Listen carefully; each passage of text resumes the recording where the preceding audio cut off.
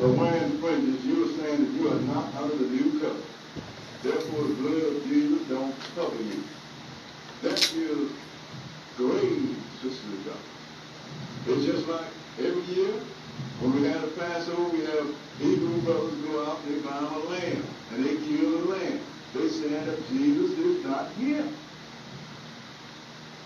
You don't realize what you're saying when you kill a lamb or when you wear fringes. You're saying that we are not under the new covenant. Therefore, we're not under the blood of Jesus. Therefore, no matter what you've done, you're still in your sin. That is grave, sisters and brothers. Y'all understand what I'm saying? So we're not doing it just because we don't, and we don't like fringes. What we're doing is what we do with all false teaching. We are correcting it. Know what you're doing when you do foolish stuff. When you wear fringes, you said you're not under the new covenant, therefore you're not under the blood of Jesus, you in your sin. All right, so anyway, that was a portion of a little mini lesson he gave, because other Israelites were coming at him regarding fringes. Back in the day when I was a part of this congregation, I used to think the same thing in regarding what he thought about concerning fringes. And I also had the chance to listen. He got a little mini lesson he did. It's about 19 minutes, and we're gonna read some of the same passages that he read. Some of the same passages that he read, and how he kind of pretty much read them without understanding, for a lack of a better term.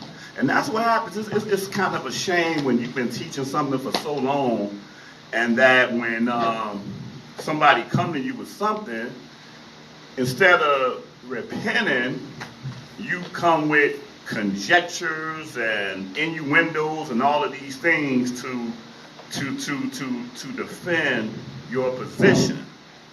But that's what we're going to deal with. The title of this lesson today is we are, because he said that if you wear fringes, you are not under the new covenant. So the title of this lesson today is we are not under the new covenant. That's the title of this lesson today. And we're going to go over these scriptures and so people can understand something in regarding this. Oh, yeah. Okay, that's cool. Perfect. All right. Hold on. Your battery went low. Your battery went out? It said it. That's why I wasn't playing right. All right. The first place where we're going to start is we're going to start on a topic that prompted him to deal with this. This is Numbers, the 15th chapter. Numbers 15.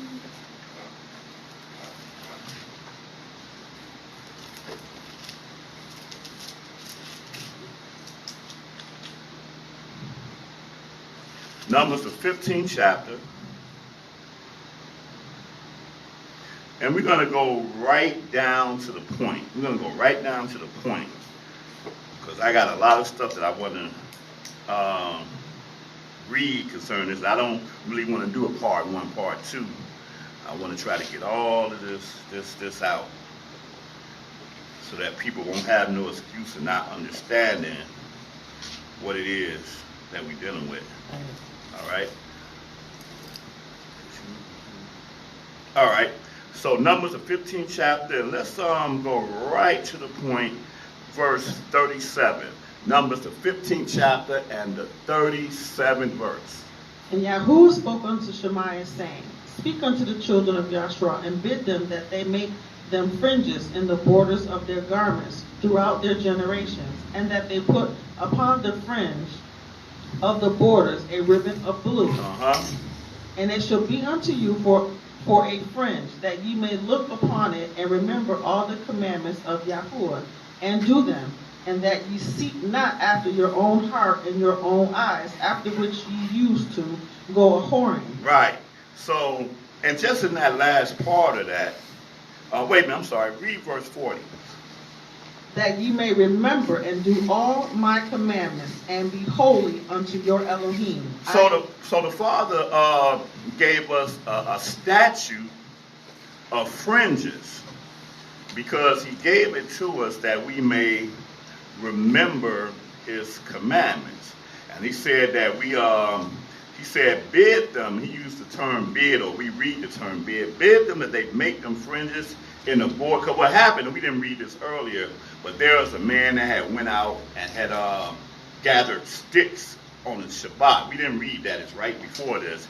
And when he gathered sticks, the people gathered around because they didn't know what to do with them, but the Father told them to place their hand upon them and put them to death because he broke the Sabbath day.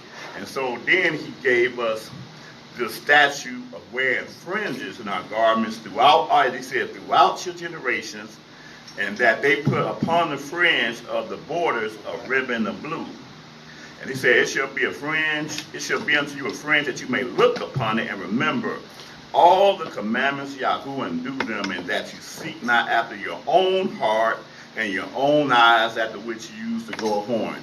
So I dealt with this in another lesson a few Shabbats ago in regarding how our parents, when they would teach us certain things or tell us to do certain things, sometimes we didn't understand the whole dynamic of why they told us to do it, right? And sometimes that's the way it is with even our Heavenly Father.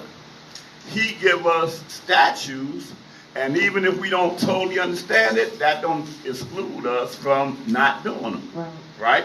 And so here, he gave us the statutes of the fringes. Now, the brother, because he have not been teaching, as long as he been teaching, what's wrong? Your thing is going in and out. I'm Okay. thinking your battery's running to change.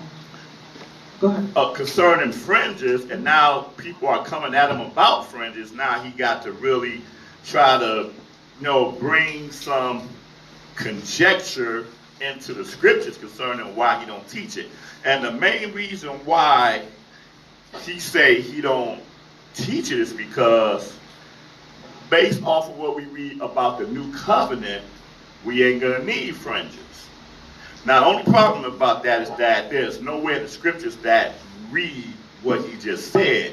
So what he did was he kind of used conjecture into trying to say, well, fringes are not part of the new covenant.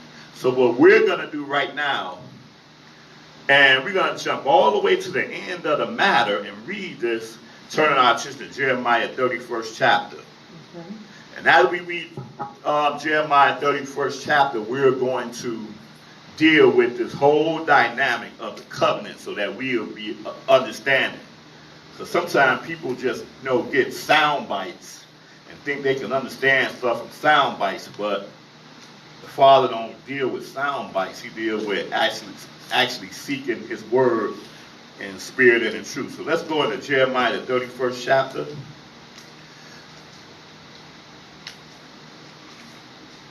And just so we can truly understand what we're reading now, we're going to start this off at verse 1.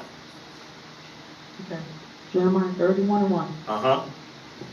At the same time, saith YaHuWaH, will I be the Elohim of all the families of Yasharah, and they shall be my people. Now, we know that the Father made a covenant with Yisrael, but he's saying something that pertains to a future time frame because we have been cast out.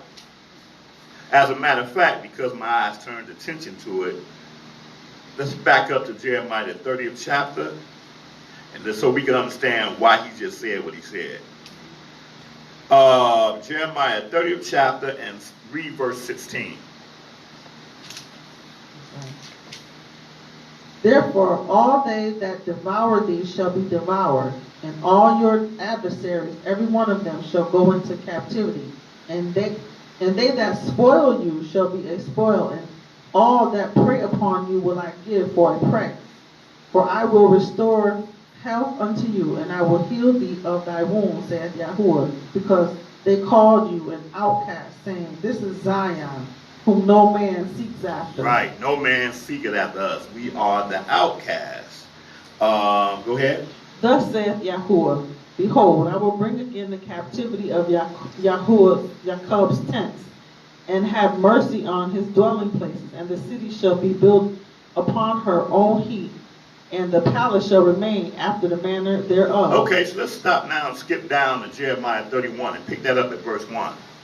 At the same time, saith Yahuwah, I will be the Elohim of all the families of Yasharah, and they shall be my people. So he's saying that at this time, the time that he gathers us and bring us from being in captivity, from being an outcast, and bring us back into our land, he says, at the same time, says Yahuwah, will I be the Elohim of all the families of Yisrael, and they shall be my people. Go ahead. Thus saith Yahuwah, the people which were left of the sword found grace in the wilderness, even Yasharah, when I went to cause him to rest. Yahuwah hath appeared of old unto me, saying, Yea, I have loved thee with an everlasting love. Therefore, with loving kindness have I drawn thee. Again will I build thee, and thou shalt be built, O Virgin of Yasharah. You shall again be adorned with thy tabrets, and shall go forth in the dances of them that make merry. Okay, hold on 1 second. I'm going to have to open this door because this is kind of... I can't believe it's warm in here like this. It is. I'm going to ask them to turn it up a little bit. I know we had to. So maybe we do need to put that on 3. All right, so you're about to hit that AC.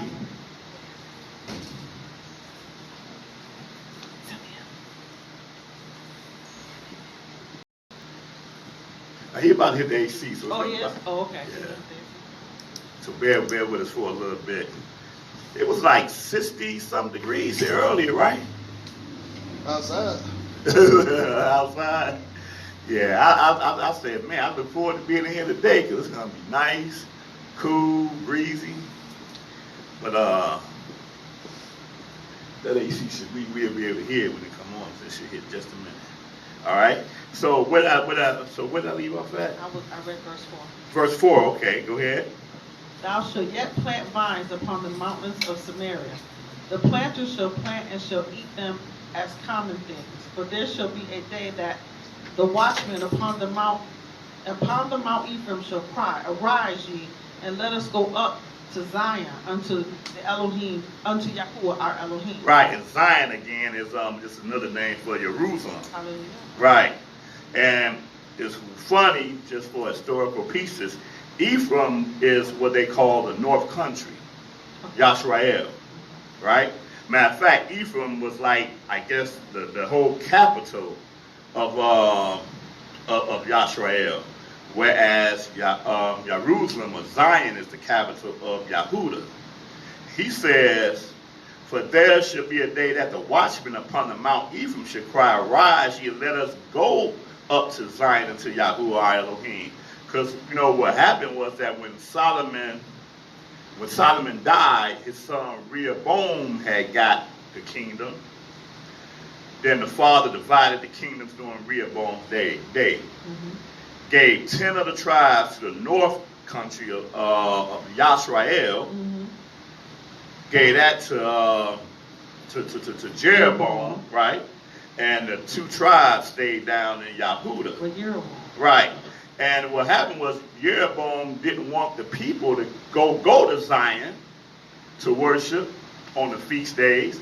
So he made idols in Ephraim and in the north country.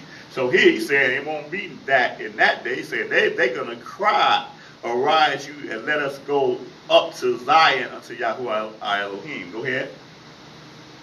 For thus saith Yahuwah, Sing with gladness for Jacob, and shout among the chief of the nations. Publish ye praise ye, and say, O Yahuwah, save thy people, thy remnant of Yasharah. Behold, I will bring them from the north country, and gather them from the coast of the earth, and with them the blind and the lame, the woman with child, and her that travails with child together. A great company shall return there. They shall come with weeping and with supplications will I lead them. I will cause them to walk by the rivers of waters in a straight way, wherein they shall not stumble. For I am a father to YaHuWaH, and Ephraim is my firstborn. Hear the word of YaHuWaH, O ye nations, and declare it in the isles afar off, and say, He that scattered YaHuWaH will gather him and keep him, as a shepherd does his flock. For YaHuWaH hath redeemed Jacob, and ransomed him from the hand of him that was stronger than he. So everything we done read so far is about the restoration of our nation. Right. Has not happened yet. Okay? Skip down to verse 23. Okay. Thus saith YaHuWaH of hosts, the Elohim of YaHuWaH, as yet they shall use this speech in the land of Yehuda and in the cities thereof, when I shall bring again their captivity. YaHuWaH bless thee, O habitations of justice, and mountain of holiness. And there shall dwell in Yehuda itself, and in all the cities thereof together, husbandmen, and they that go forth with flocks. For I have satiated the weary soul, and I have replenished every sorrowful soul. Upon this I awake and beheld, and my sleep was sweet unto me. Okay, I'm going to skip down because I'm trying to shorten this up a little bit, but I'm just trying to establish that we're reading about the restoration of our nation. Okay? Skip down to verse 29. Okay. In those days they shall say no more, the fathers have eaten a sour grape, and the children's teeth are set on edge. But everyone shall die for his own iniquity. Every man that eats the sour grapes, his teeth shall be set on edge. Behold, the days come, saith YaHuWaH, that I will make a new covenant with the house of YaHuWaH and with the house of YaHuWaH. Okay, so now we're reading about a new covenant. And when he says, I will make a new covenant, we're not going to assume that we know everything about this new covenant.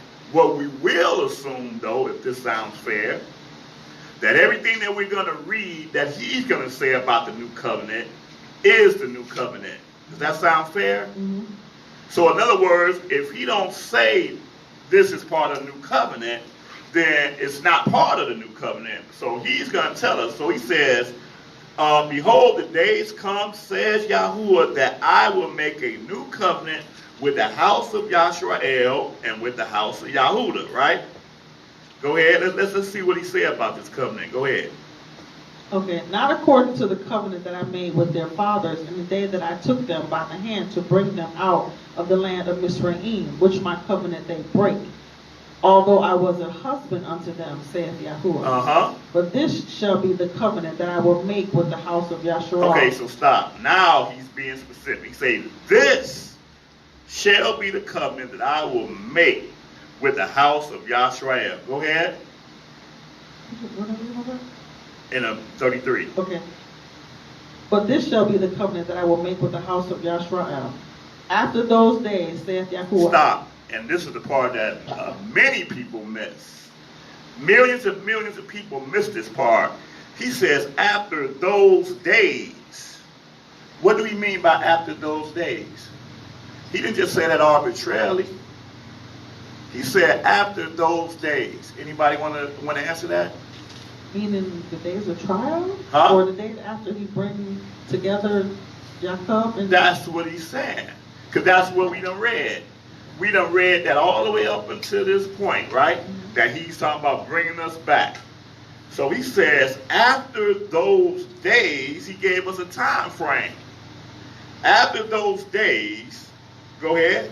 Saith YaHuWaH, I will put my law in their inward parts and write it in their hearts and will be their Elohim, and they shall be my people. Right. Let me ask. How many of y'all feel that he done broke his laws in your heart and in your inward parts? No, I sure don't, because we keep sinning. And here's the thing. Here's the thing. Even if you don't sin specifically, you are able to. But at this time, when he put it in your mind and your hearts, you're not going to be able to sin. Yeah. He's bringing a holy people back into the land. We are going to be this new creature that can now be in our inheritance. He says, in the new covenant is, I will put my laws in your inward parts and write it in your hearts, and will be their Elohim, and they shall be my people. Yeah. We done read that part 3 times already, knowing that is when he brings us back. And this is also the same thing they say in Revelation. Exact same It word. says that in Revelation. So when I said this, that we are not under the new covenant, we are under a covenant, but the new covenant, we're not.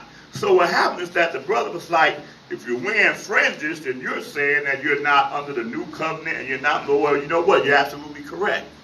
Because the fringes to us is a reminder to keep the laws and statutes.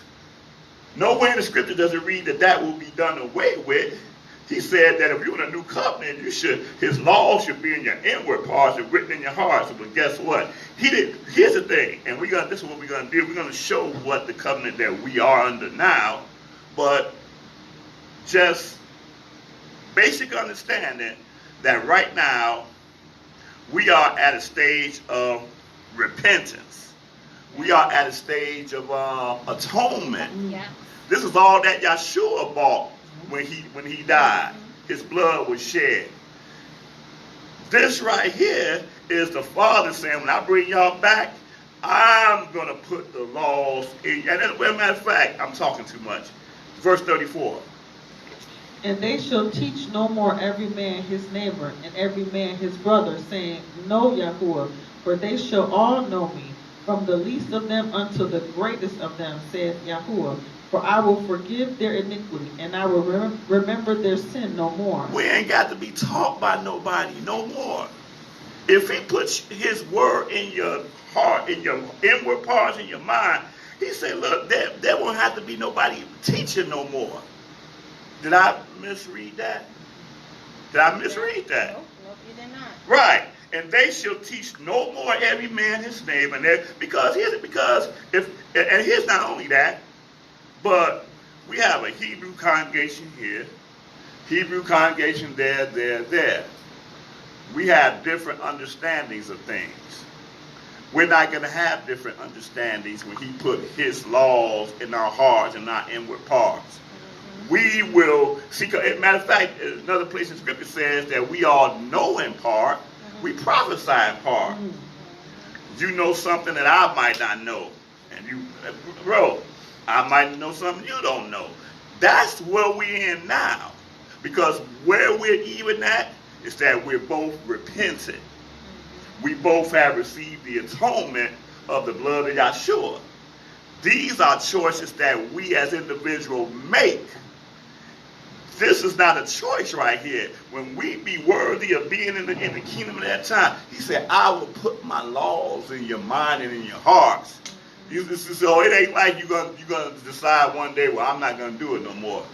Right now, every last one of us make the decision to do whatever it is that we choose to do. Simple as that. And in the kingdom, it's not going to be like that, but that is where we are right now. But again, when they read New Covenant, because we have been designed to just think of, oh, hey, Yahshua came and died, so I'm under the New Covenant now. Wait a minute, New Covenant according to what? When we read, and what's so funny about this is that I used to tell this to church folks and tell them, well, you on the New Covenant? Don't you know that the basis of the New Covenant is the law? I used to tell them that. But evidently there are some of us that have not really understood what the New Covenant is either. So again, when we take away and move out the way all of the old mindset and thought process we had and read the scriptures for what it is, read his word for what it is, we can't err when we read it for what it is. So he's talking about a future event where he brings us.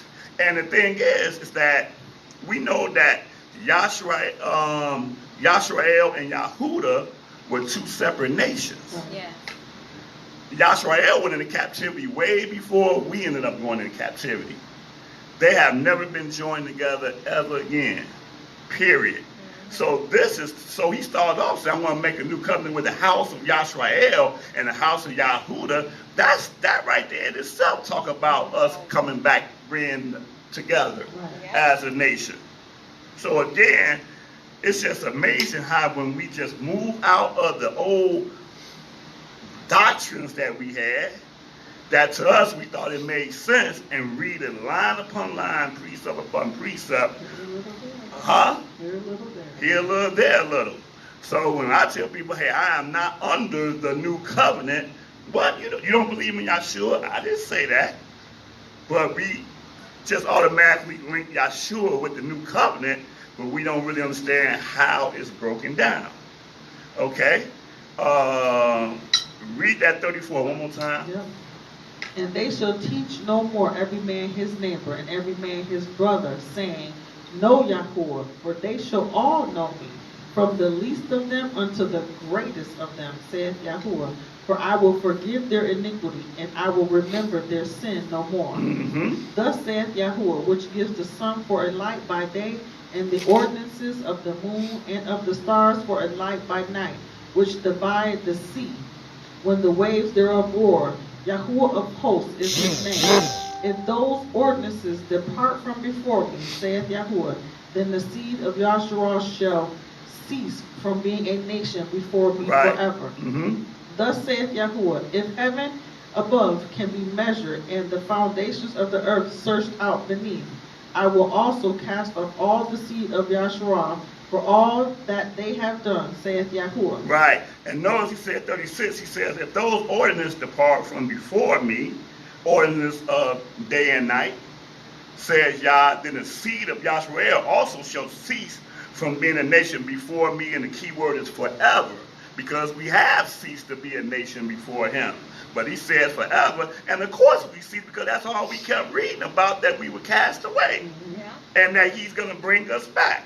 So, I mean, just reading and understanding it as it's written, it makes understanding easier.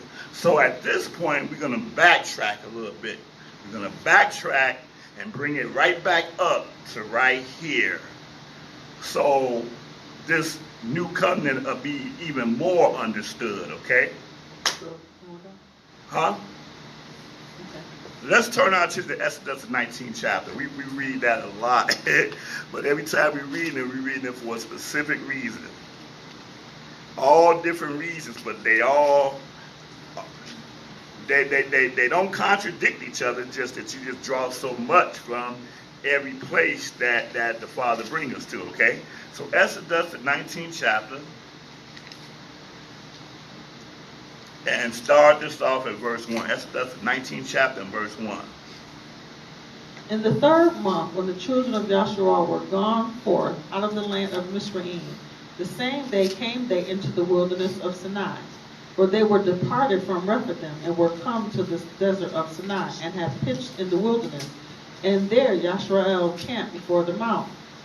And Shemaiah went up unto Elohim, and YaHuWaH called unto him out of the mountain, saying, This shall you say to the house of Jacob, and tell the children of Yashrael, Ye have seen what I did unto the Mizraim, and how I bare you on eagle's wings, and brought you unto myself.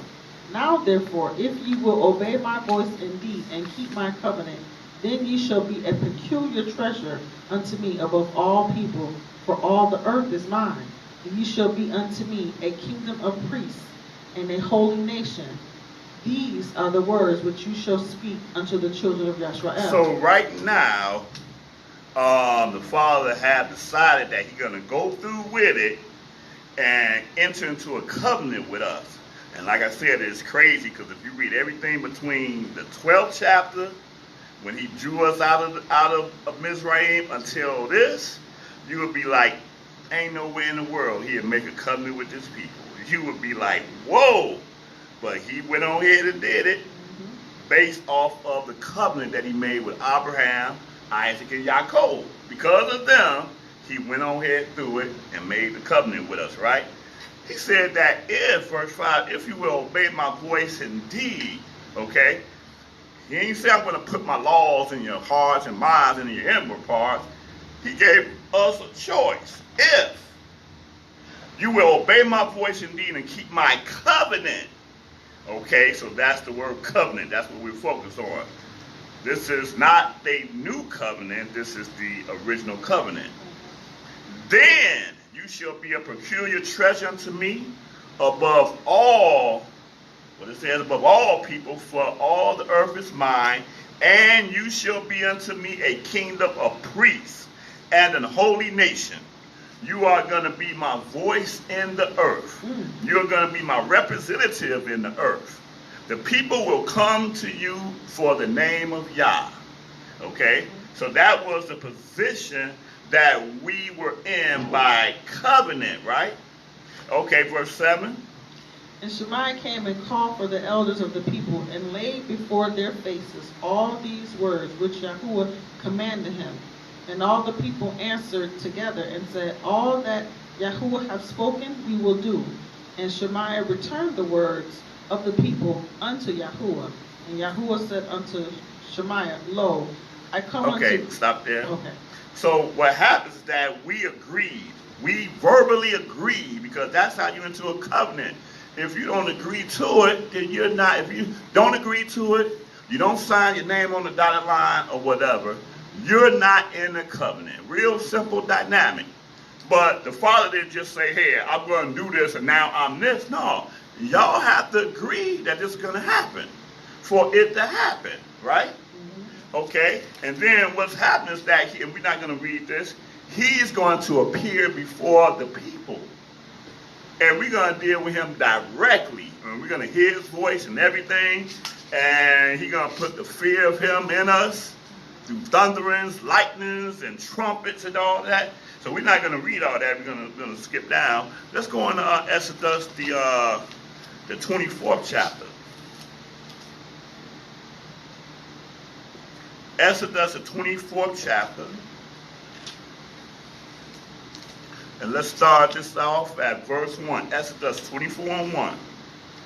And he said unto Shemaiah, come unto YaHuWaH, come up unto YaHuWaH, you and Aharon, Nadab and Abihu, and 70 of the elders of Yasharah, and worship ye afar off. And Shemaiah alone shall come near YaHuWaH, but they shall not come nigh, neither shall the people go up with him. And Shemaiah came and told the people all the words of YaHuWaH, and all the judgments, and all the people answered with one voice and said, all the words which YaHuWaH hath said we will do. So they repeated what they said 4 chapters ago. Go ahead. And Shemaiah wrote all the words of YaHuWaH, and rose up early in the morning, and built an altar under the hill, and 12 pillars, according to the 12 tribes of Yasharah. And he sent young men of the children of Yasharah, which offered burnt offerings and sacrificed peace offerings of oxen unto YaHuWaH. And Shemaiah took half of the blood and put it in the basin, and half of the blood he sprinkled on the altar. And he took the book of the covenant and read it in the audience of the people. And they said, all that YaHuWaH hath said we will do, and be obedient. Wow. And right. Shemaiah took the blood and sprinkled it on the people, and said, behold, the blood of the covenant which YaHuWaH hath made with you concerning all these words. Right, so we saw that the covenant, this covenant was sealed with blood. And he took the blood and he sprinkled it upon the people. Okay, that's what I wanted to draw out of there, okay? Let's go on to Deuteronomy, the 28th chapter. This is our understanding is imparted. It's like, the scriptures, it's like you have a foundation of understanding, and you build that foundation upon more reading, and you continue to build that foundation, and you continue to build it until you get the whole entire picture. All right, Deuteronomy, the 28th chapter,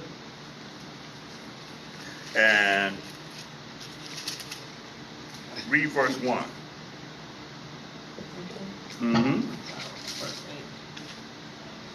And it shall come to pass, if you shall hearken diligently unto the voice of YaHuWaH, thy Elohim, to observe and to do all his commandments, which I command thee this day, that YaHuWaH your Elohim will set thee on high above all nations of the earth. Okay, stop.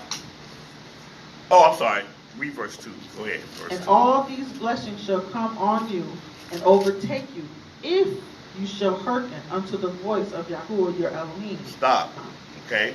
He's going to give them examples of all the blessings that are going to come on us if we basically be obedient to the covenant, which are his commandments. Skip down to verse 15.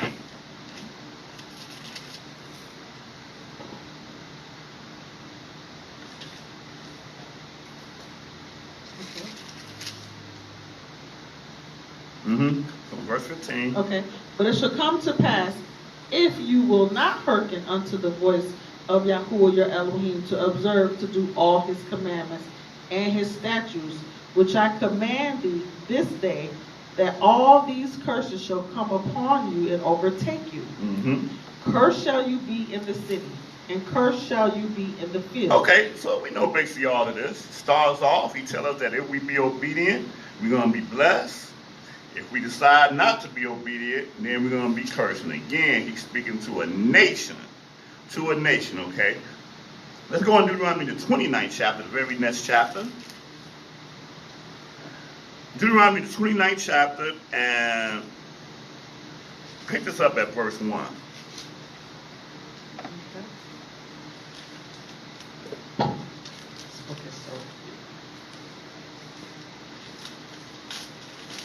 Deuteronomy, the 29th chapter, and verse 1. These are the words of the covenant which YaHuWaH commanded Shemaiah to make with the children of Yasharal in the land of Moab, beside the covenant which he made with them in Orab. Whoa, look what he said there. He says these meaning what we just read in Deuteronomy 28, right? He said, these are the words of the covenant which YaHuWaH commanded Shemaiah to make with the children of Yasharal in the land of Moab, beside the covenant which he made with them in Horeb. So now there's another aspect to the covenant that he done already made with us, that we done already said, whatsoever you have spoken, we shall do. Now he threw the blessings and the curses. This is the covenant right here. If you do this, this is going to happen. But if you do that, that's going to happen. That was a covenant in itself, right? I mean, real clear. So we see that there are multiple covenants going on here, and we find ourselves being in the midst of these covenants. So I read that to show, again, the whole dynamic of what the covenant is. And we use the term old and new. This covenant is still present with us until this day. Now let's go into I got us reading this whole thing for some reason. So pick up verse 2. That must be important. Pick up verse 2. Where? Deuteronomy 29 and 2. Okay. And Shemaiah called unto Yasharal and said unto them, Ye have seen all that YaHuWaH did before your eyes in the land of Mizraim, unto Paharod, and unto all his servants, and unto all his land. And the great temptations which your eyes have seen, the signs and those great miracles. Yet YaHuWaH hath not given you a heart to perceive, and eyes to see, and ears to hear unto this day. And I have led you 40 years. Oh, okay, so that's interesting. Yet y'all have not given you a heart to perceive. And I'm pretty sure I probably missed this part here, but I think that's interesting. Because the new covenant, he said, I'm going to put it in your mind and in your heart, right? Yep. But here he says, that's interesting. I'm pretty sure I missed this, but he says, y'all have not given you a heart to perceive, and eyes to see, and ears to hear unto this day. In other words, I want you all to do this under your own power to do this thing, because I done did so much, so there's no reason why you should be transgressing. Okay? So is he saying the examples alone should be enough for examples alone, all these signs and miracles. Absolutely, enough. absolutely. I want you to do I'm telling you, I don't know if I saw this or not, but I don't remember seeing that for me to read all of this, but that's cold-blooded right here. So if they we were not given the same thing either. We made the choice saying, hey, I have learned that I've been transgressing this word. because I was part of this church, or I just didn't know or whatever. But now that the Father done showed me this truth, I'm being baptized in his name, because baptism is the sign that we're under that covenant. Baptism. It's a choice that we make. Ain't nobody forced nobody to be baptized. It's a choice that you made, that you're going to be baptized for the remission of sins. And now come up and now do that our ancestors didn't do. Real simple dynamic. Go ahead. Yet Yahuwah hath not given you an heart to perceive, and eyes to see, and ears to hear unto this day. And I have led you 40 years in the wilderness. Your clothes are not waxen old upon you, and thy shoes are not waxen old upon thy feet. Ye have not eaten bread, neither have ye drunk wine or strong drink, that ye might know that I am Yahuwah your Elohim. And when ye came unto this place, Sihon, the king of Heshbon, and Og, the king of Bashan, came out against us unto battle, and we smote them. And we took their land, and gave it for an inheritance unto the Reubenites, and to the Gadites, and to the half tribe of Manasseh. Keep therefore the words of this covenant, and do them, that ye may prosper in all that ye do. Ye stand this day, all of you, before Yahuwah your Elohim, your captains of your tribes, your elders and your officers, with all the men of Yasharah, your little ones, your wives, and your stranger that is in your camp, from the hewer of your wood unto the drawer of your water. Right, and so this is probably the reason why I'm reading this, because again, Let's say it again. The Gibeonites? Well, they are, right. Those are the Gibeonites, absolutely. Oh, you know what? No, I stand corrected. The Gibeonites had not yet came yet. Okay. They make an appearance in Joshua. So there were other strangers that were among us that did these, because we were always a mixed multitude. Right. The nation of Yisrael have never been just simply a bloodline people. We came out of the land of Mizraim as a mixed multitude. Because as a nation of priests, you are going to have people that's going to join themselves to the nation. Right. And they knew that. The Father said, when they're part of the nation, you don't put no distinction between you, homeborn, and the stranger that dwell among you. Okay? One law. You know, if I came over here from Nigeria or England or whatever, I'm not exempt from no laws of America, right? Basically, I'm not exempt from no laws of America. I have to go out here. I can't not stop at a stop sign driving, and then they say, oh, you're not a citizen here. You can go. No, because I have to stop at the stop sign. I have to stop at the red light, no matter what nationality I'm in. And I am subject to whatever they want to impose upon me for breaking their laws, you know. When my man, Leangelo Ball went to China, he didn't go into the mall and be like, oh man, sunglasses, I like them. Let me walk out of here, him and his other two friends, and walk out of here. Oh no, they went and got themselves locked up. And they clearly didn't look like they were Chinese. All right, go ahead, keep reading. Where we at? Okay, we're in verse 13, I think. Okay. Oh no, we read about the stranger. Yeah. Oh, hewers of wood. Okay.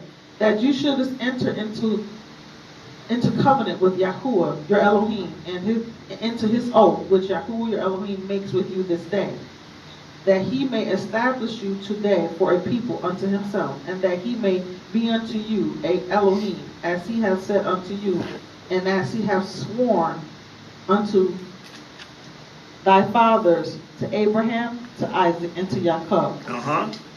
Neither with you only do I make this covenant and this oath.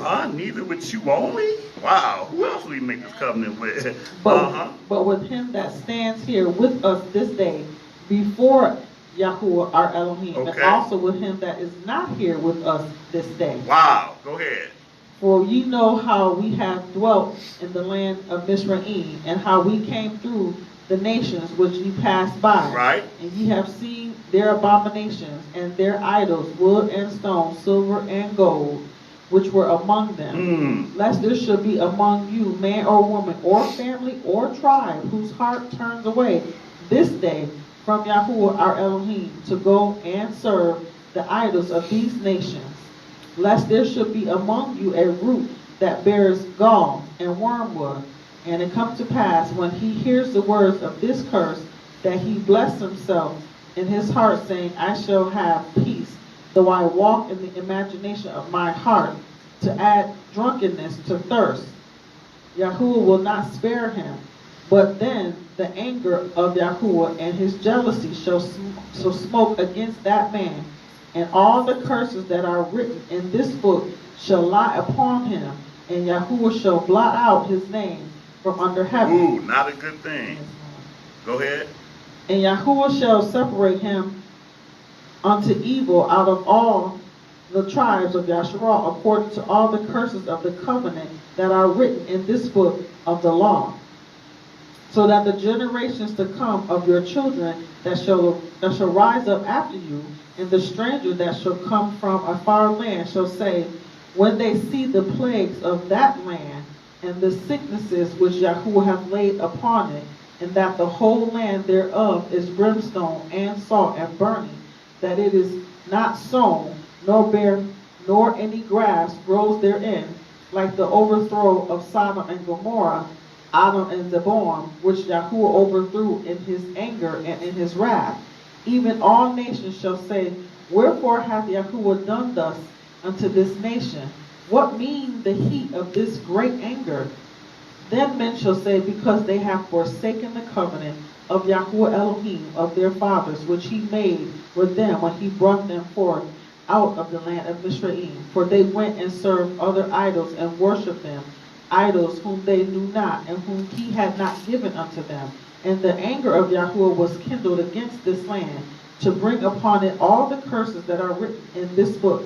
And YaHuWaH rooted them out of their land in anger and in wrath and in great indignation, and cast them into another land, as it is this day. That's how we got here, but go ahead. The secret things belong unto YaHuWaH our Elohim, but those things which are revealed belong unto us and to our children forever, that we may do all the words of this law. Absolutely. Hallelujah. Absolutely. So we still internally retain the priesthood of the Most High, because he said the secret things belong unto Yah our Elohim, but everything that's revealed belong unto us. All we got to do is turn to him, and he'll bring this truth to us that other people just don't know, even though they done carried the same scriptures that we got.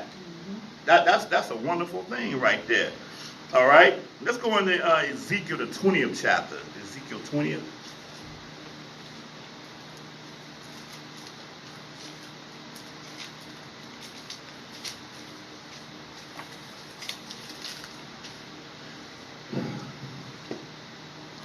Ezekiel the 20th chapter, and we're gonna. What happened? Oh, okay. No, I just said, hold on before you call it out. Ezekiel the 20th chapter, and let's pick this up at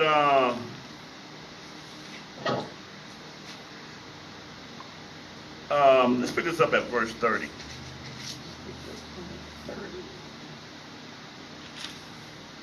Okay. Mm-hmm. Wherefore say unto the house of Yasharah, thus saith YaHuWaH Elohim, are ye polluted after the manner of your fathers, and commit ye whoredom after their abominations? Mm-hmm. For when ye offer your gifts, when ye make your sons to pass through the fire, ye pollute yourselves with all your idols, even unto this day. And shall I be inquired of by you, O house of Yasharah? As I live, saith YaHuWaH Elohim, I will not be inquired of by you. And that which comes into your mind shall not be at all that ye say, we will be as the heathen, as the families of the countries, to serve wood and stone. Right. So whatever land that we have found ourselves in, whatever they worship, whatever religion they're in, whatever, it's not of the Father. He said we shall not be as the heathen, because the heathen worship every type of idol under the sun, and so that is the separation or the sanctification between understanding what is of the Father and what is of the heathen. But go ahead. As I live, saith YaHuWaH Elohim, surely with a mighty hand and with a stretched out arm and with fury poured out will I rule over you. And I will bring you out from the people and will gather you out of the countries wherein ye are scattered with a mighty hand and with a stretched out arm and with fury poured out.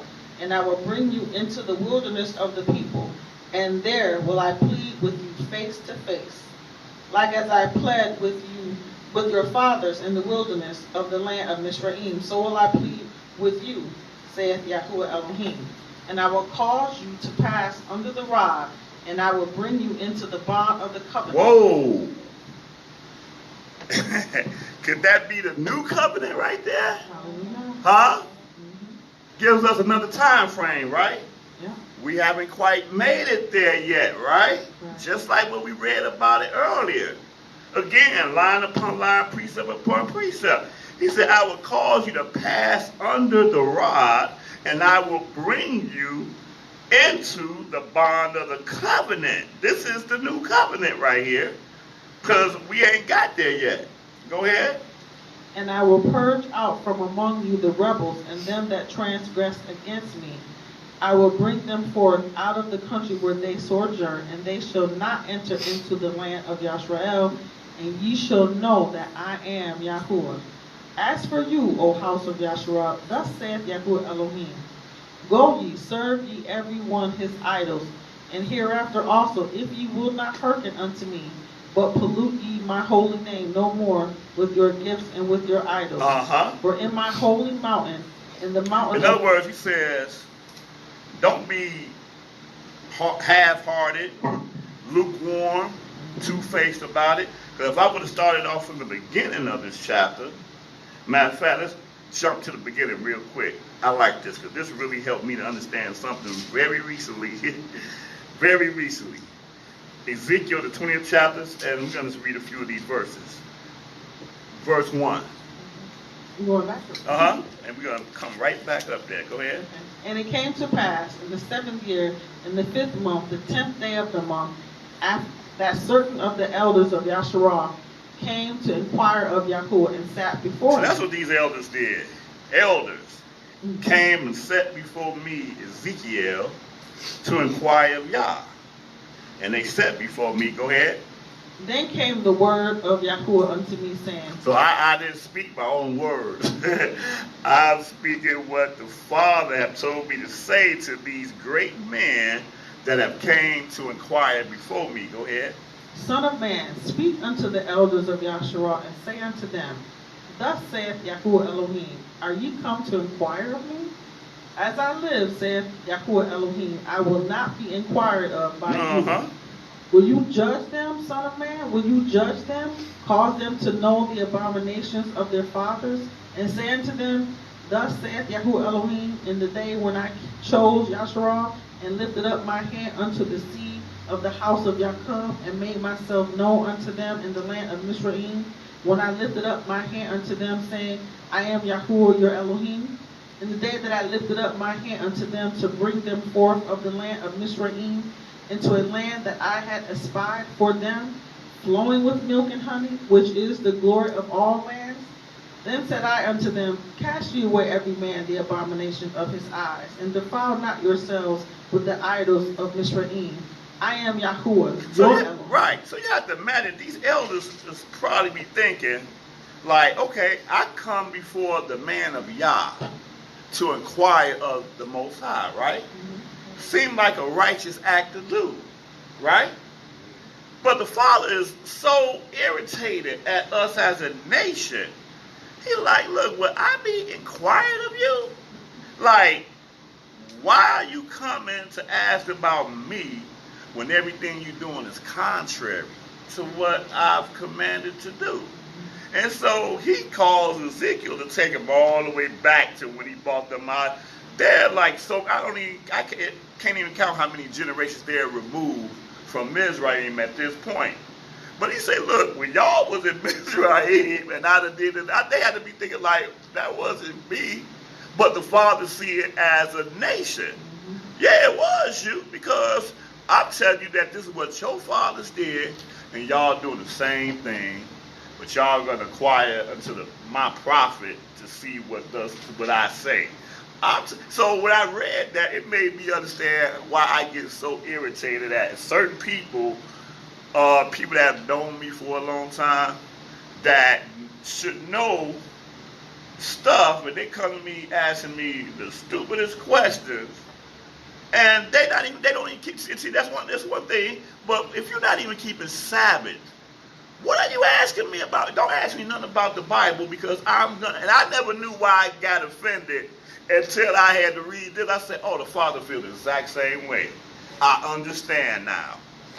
You know you ain't supposed to be eating this stuff here. You know you're supposed to be keeping Sabbath, the basic 10 Commandments. You're not even keeping 10 Commandments, but you want to come and ask me about this, that, so you could go show how smart you are to somebody else."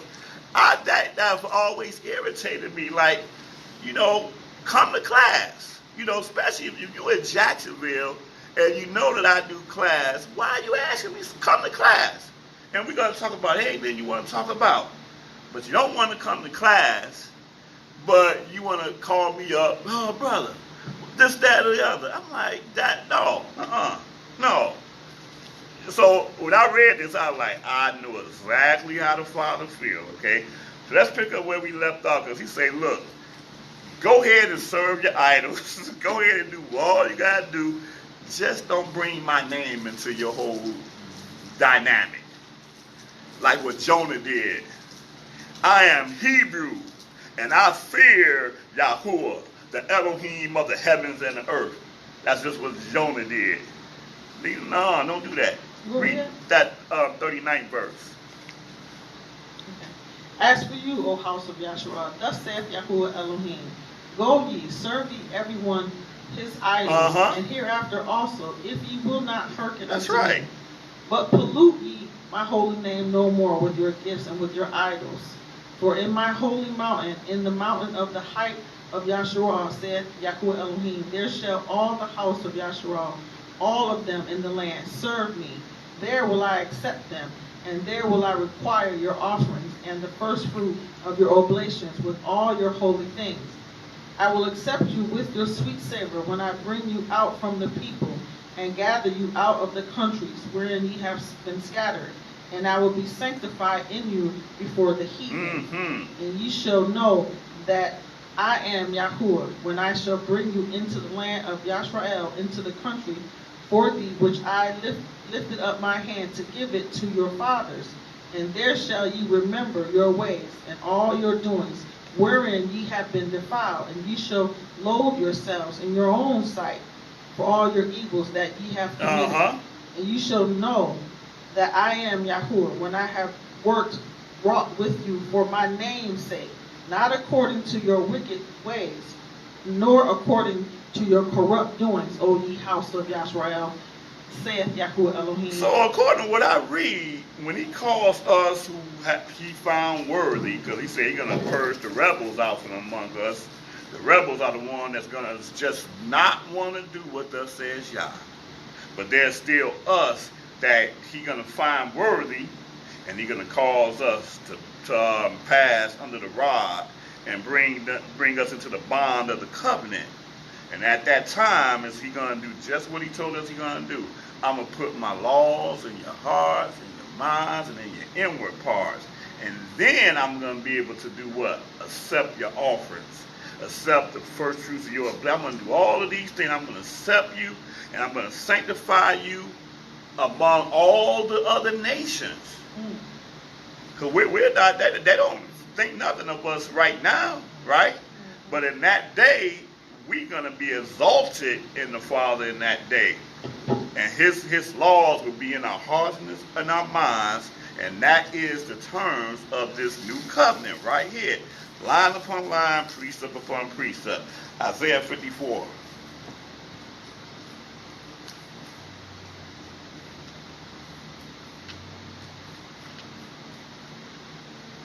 So the point to the brother again is that if he didn't put his laws in our heart and our mind, the inward parts, then these fringes must still be intact. That's then. right. Huh? That's right. Because we're not under the new covenant yet. According Right. to his thing. Right. Yeah. Because he was saying because we're under the new covenant, Right. that's done away with. Right. So Right. according to his thinking, Right. Mm-hmm. if we're not under the new covenant, then we still got to do it. Right, absolutely. And I can bear witness too that when I'm out and about and I got these fringes on, I do have a whole different conversation that you wouldn't believe it, but I absolutely do. A whole lot, not a whole lot of things, I ain't that bad. But I'm just saying that it does keep you in the mind. And another benefit that I personally see is that I enjoy when I see other brothers out here or sisters out here and they got on fringes and they be like, hey, shalom, shalom, what's going on? You know, and we greet each other, hug each other. So in these last days, I can see a whole thing that even he didn't mention as far as remembering the commandments. But anyway, that's It's a witness. yeah, it is a witness, absolutely, absolutely. Because just like for instance, if for some reason you driving by the street and I'm out there with fringes and I'm being locked up by the police, you know doggone well I should not be locked up because I done stole something, because I done assaulted somebody. You got, man, what's going on with him? Why we got fringes? But these fringes should have reminded me that I shouldn't even be in that situation at all. And you as a witness saying that, be like, oh, bro, what's going on? I say, man, look, man, I had an explain situation, but I'm telling you, I did not transgress no laws or whatever.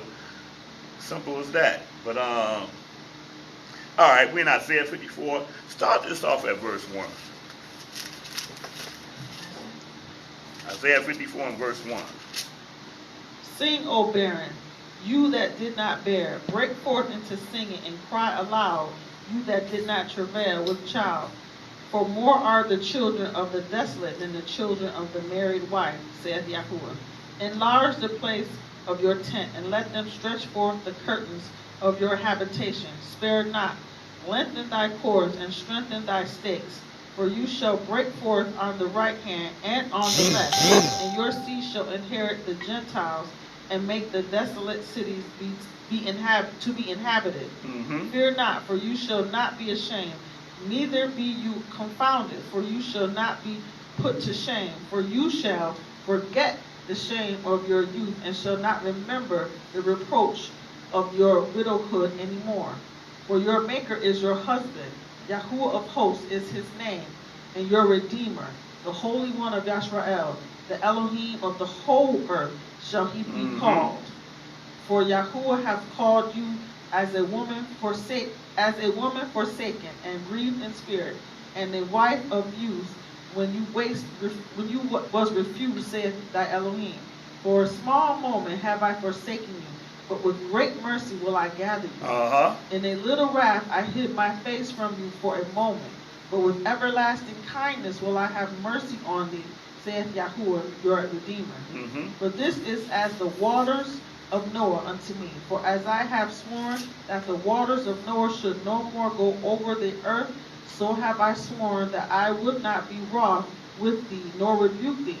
For the mountains shall depart, and the hills be removed, but my kindness shall not depart from you, neither shall the covenant of my peace be removed, saith YaHuWaH that hath mercy on thee.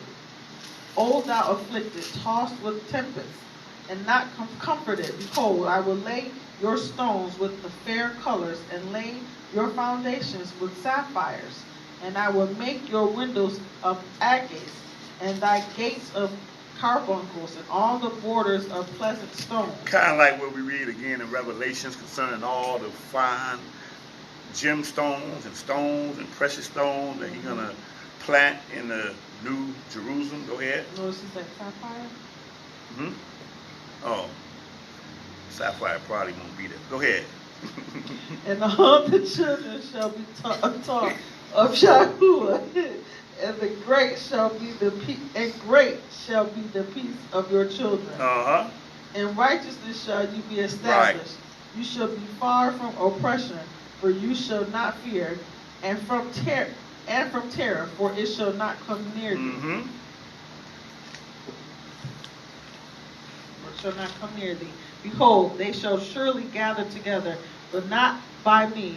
Whosoever shall gather together against thee shall fall for thy sake. Behold, I have created the smith that blows the coals in the fire, and that bringeth forth an instrument for his work. And I have created the waster to destroy.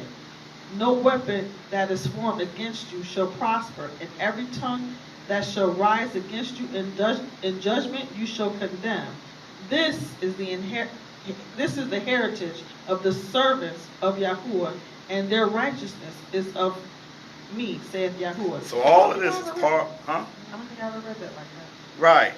Yeah. Right. Because we read sound bites. It be sounding good when we quote this, right? Yep. But people never want to quote it in its original Right, 'cause context. I read that, but then I don't think I've ever seen this part where it says, this is the inheritance of the servants Right. of Hallelujah. YaHuWaH. Hallelujah. And their Hallelujah. righteousness is of me, saith YaHuWaH. Hallelujah. Absolutely. Absolutely. That's right. So if you're going to quote it, quote it right. Because in order to be a servant, you got to serve. Uh-huh. And serving him means keeping his commandments. Right. You know what? I didn't have this in here, but I'm going to read it anyway. Isaiah 56. Isaiah 56. And verse 1. Isaiah 56 and verse 1. Thus saith YaHuWaH, keep ye judgment and do right and do justice, for my salvation is near to come, and my righteousness to be revealed. Blessed is the man that does this, and the Son of Man that lays hold on it, that keeps the Sabbath from polluting it, and keeps his hand from doing any evil. Neither let the son of the stranger that hath joined himself to YaHuWaH speak, saying, YaHuWaH hath utterly separated me from his people. Neither let the eunuch say, behold, I am a dry tree. For thus saith YaHuWaH unto the eunuchs that keep my Sabbath, and choose the things that please me, and take hold of my covenant. Right, that's the covenant that we are now in. You take hold of that covenant, then hey, what's going to happen to them? Go ahead. Even unto them will I give in my house and within my walls a place, and a name better than of sons and of daughters. I will give them an everlasting name that shall not be cut off. Also the sons of the stranger that join themselves to YaHuWaH to serve him and to love the name of YaHuWaH, to be his servants, everyone that keeps the Sabbath from polluting it and takes hold of my covenant, even them will I bring to my holy mountain and make them joyful in my house of prayer. Their burnt offerings and their sacrifices shall be accepted upon my altar, for my house shall be called an house of prayer for all people. Hallelujah. The YaHuWaH Elohim, which gathers the outcasts of Yasharal, said, yet will I gather others to him, besides those that are gathered unto him. Absolutely. So whatever person of whatever nationality that join themselves to the covenant, they come and take hold of this covenant so we can all partake of the kingdom forever. All right? Isaiah 59. Isaiah 59. And let's start this off at the first verse. Behold, YaHuWaH's hand is not shortened that it cannot save, neither his ear heavy that it cannot hear. But your iniquities have separated between you and your Elohim, and your sins have hid his face from you, that he will not hear. For your hands are defiled with blood, and your fingers with iniquity. Your lips have spoken lies, your tongue hath muttered perverseness. None calls for justice, nor any pleads for truth. They trust in vanity and speak lies. They conceive mischief and bring forth iniquity. They hatch cockatrice eggs and weave the spider's web. He that eats of their eggs dies, and that which is crushed breaketh out into a viper. Their webs shall not become garments, neither shall they cover themselves with their works. Their works are works of iniquity, and the act of violence is in their hands. Their feet run to evil, and they make haste to shed innocent blood. Their thoughts are thoughts of iniquity. Wasting and destruction are in their And path. that thing about violence is really deep, man, because it's like when we see it, we see that whole thing even played out on videos now, people being in disagreements and everything, and we sit back and we hope that somebody swings a punch. When we should be trying to be in the midst of them, trying to bring peace, And then when we do that, you got some idiot on the side like, oh man, let them grown men fight. Right. That's not a servant of Yah that's speaking there. We need to represent peace. We need to bring peace to situations because, first of all, and it's easy for us to think the other way. Because when we go outside and we see that thing happening, we are not even conditioned to think of that person as your brother, the other person of your brother. Because we don't have that connection because they just another black people out there. Right? Ain't that, I don't know them. So I have an opportunity to be entertained. So let me see what they can do. That's not the way that a servant of Yah thinks. We supposed to be able to bring to make an attempt to bring peace. Because the Father is not with that violence among us like that, It's like Shemaiah. Shemaiah was minding his own business. When we saw the two Hebrews fighting, he had to stand in the midst of them. It don't say, well, we don't know if there were other people around, but if there were other people around, the scripture don't say that they were doing anything about it. These two Hebrews was fighting, and he came and stood in the midst of them being like, man, why do you smite your brother like that? And they turned around just like, who you supposed to be? They didn't say one of them was on his side and been like, oh man, thank you. No, who you supposed to be? We out here doing grown man's business. That's funny. I had that happen to me on a bus. What you're talking about. Right. I was scared though. Right. Exactly. I was real scared, but I went and helped them. Yeah. As a woman, there was 3 guys fighting a bus driver. Well, 2 guys fighting one of the bus drivers. I was like, oh no! And I was like trying to break it up, and I was yelling to the other guys on the bus. To break it up. No, they were. I don't know if they were scared too, but I went back there trying to pull them off. Like, no, we can't do this. We can't do this, man. I couldn't pull them off. They were men, and I was like, could y'all help me? Like I was asking the other guys, and they still didn't come off. Right. But the Father prevailed because I talked to one of them. I said, look, you can't do this. Seriously, this is a felony. You cannot do this. There were 3 black people. You can't do this. You can go to jail. Right. And they ain't gonna chase you. Right. But then Did you let them know that they were on video too? Yes, I said they seen all of this. Right. But then the boys calmed down. The 2 boys that jumped on the bus driver. Thank the Father, hallelujah, that the bus driver didn't lose his job. The kids did get arrested. They were young, like 18, 17, 18. They did get arrested, but they were let go, and they were able to ride the bus again. They just said, don't ride with him. If you see him on the bus, catch another bus, which is what I told him. It turned out, hallelujah. Right. For real. Absolutely, because the Father, he's just not with that, but it just seemed like to those of us that are unaware, we're so prone to that. It's just crazy. Matter of fact, I say we're prone, but let's see what he said, verse 7. Their feet run to evil, and they make haste to shed innocent blood. Their thoughts are thoughts of iniquity. Wasting and destruction are in their path. Man, do you understand that we got some of us that get out of bed thinking about what kind of trouble we can witness or get into or be a part of today? That's a crazy mindset, but I've seen that before. It's crazy. Verse 8. The way of peace they know not, and there is no judgment in their doings, that they have made them crooked paths.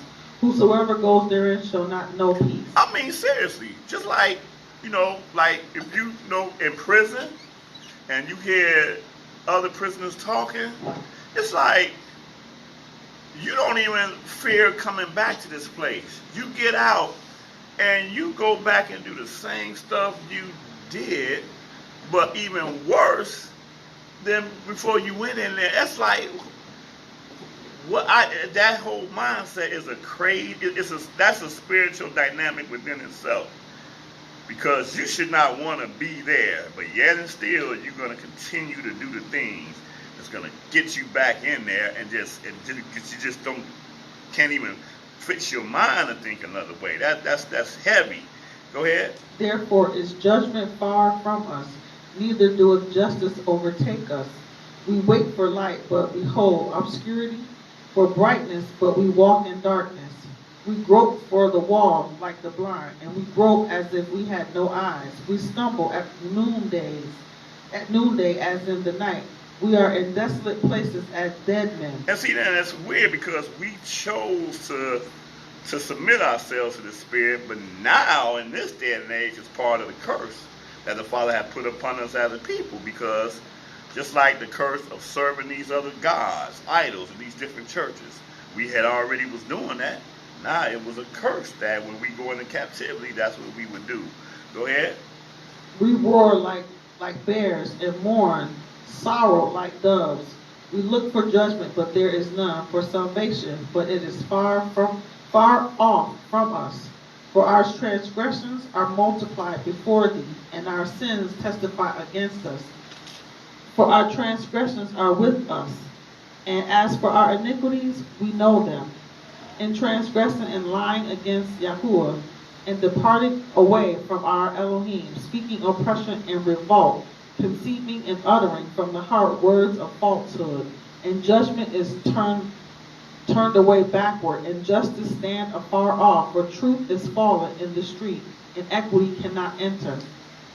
Yea, truth falls, and he that departs from evil make himself a prey. And YaHuWaH saw it, and it displeased him that there was no judgment. And he saw that there was no man, and wondered that there was no intercessor. Therefore his arm brought salvation unto him, and his righteousness is sustained him. For he put on righteousness as a breastplate, and an helmet of salvation upon his head. And he put on the garments of vengeance for clothing, and was clad with zeal as a cloak. And this arm is talking about Yeshua, yep, the intercessor. Is this also the full armor of the Most High? Is this what it sounds like when we read it? Right, but it's talking about him specifically, right, and everything that he did in terms of bringing about this this intercession that he did. And the reason why we read that is because Yeshua is the mediator of the new covenant. But the part of this covenant that we're on now is the atonement part of the covenant, where we have an opportunity to have our sins removed from us because of all that this intercessor have done, right? The middle 16 said, therefore his arm brought salvation unto him, and his righteousness it sustained him, okay? Verse 18. According to their deeds, accordingly he will repay. Fury to his adversaries, recompense to his enemies. To the islands he will repay recompense. So shall they fear the name of YaHuWaH from the west, and his glory from the rising of the sun. When the enemy shall come in like a flood, the Spirit of YaHuWaH shall lift up a standard against him. And the Redeemer shall come to Zion, and unto them that turn from transgression. In Yaakov, saith YaHuWaH. Check this out. Go ahead. As for me, this is my covenant with them, saith YaHuWaH. My spirit that is upon thee, and my words which I have put in your mouth, shall not depart out of your mouth, nor out of the mouth of your seed, nor out of the mouth of thy seed's seed, saith YaHuWaH. From henceforth and forever. So again, that's part of the fulfillment of that new covenant, when he put his laws into our hearts and minds. He said it shall not depart.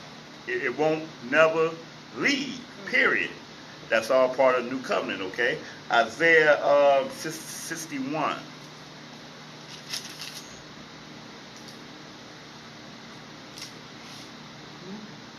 Isaiah 61 and verse 1.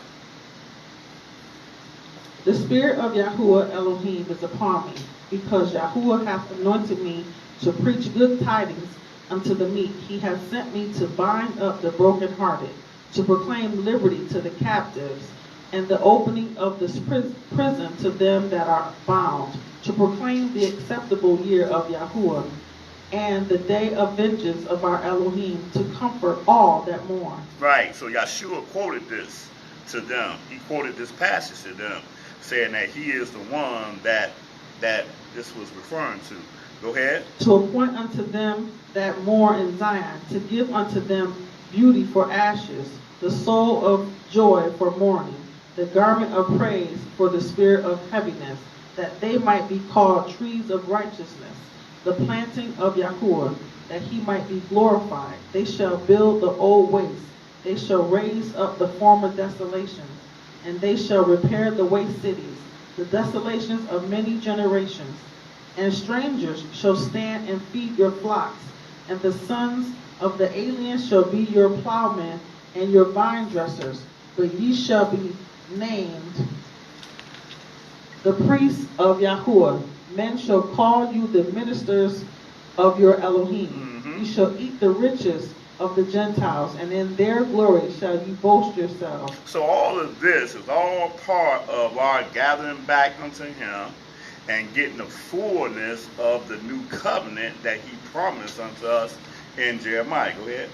For your shame ye shall have double, and for your confusion they shall rejoice in their portion. Therefore in their land they shall possess the double.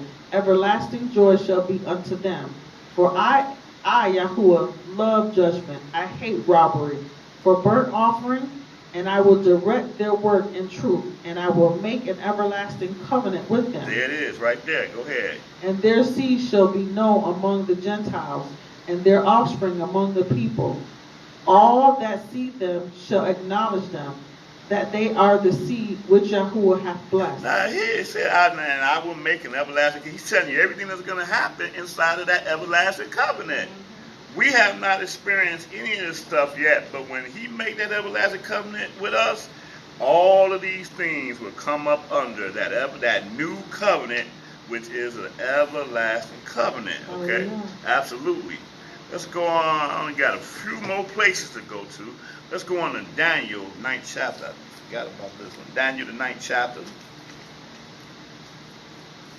Read something specific in regarding Yahshua again. Daniel, the 9th chapter.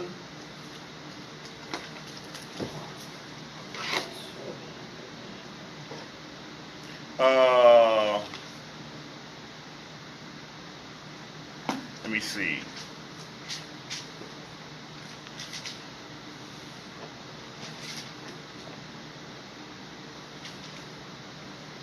We're going to be in the midst. We're going to start this off in the midst of this prayer. See, Daniel was praying.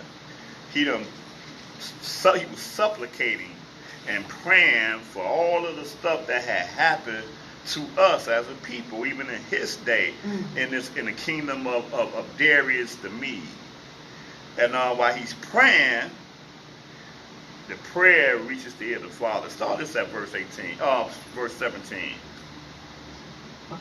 Now therefore, O our Elohim, hear the prayer of thy servant and his supplications, and cause your face to shine upon thy sanctuary that is desolate for YaHuWaH's sake. O my Elohim, incline your ear and hear. Open your eyes and behold our desolations in the city which is called by your name. For we do not present our supplications before thee for our righteousness, but for thy great mercies. O YaHuWaH, hear. O YaHuWaH, forgive. O YaHuWaH, hearken and do.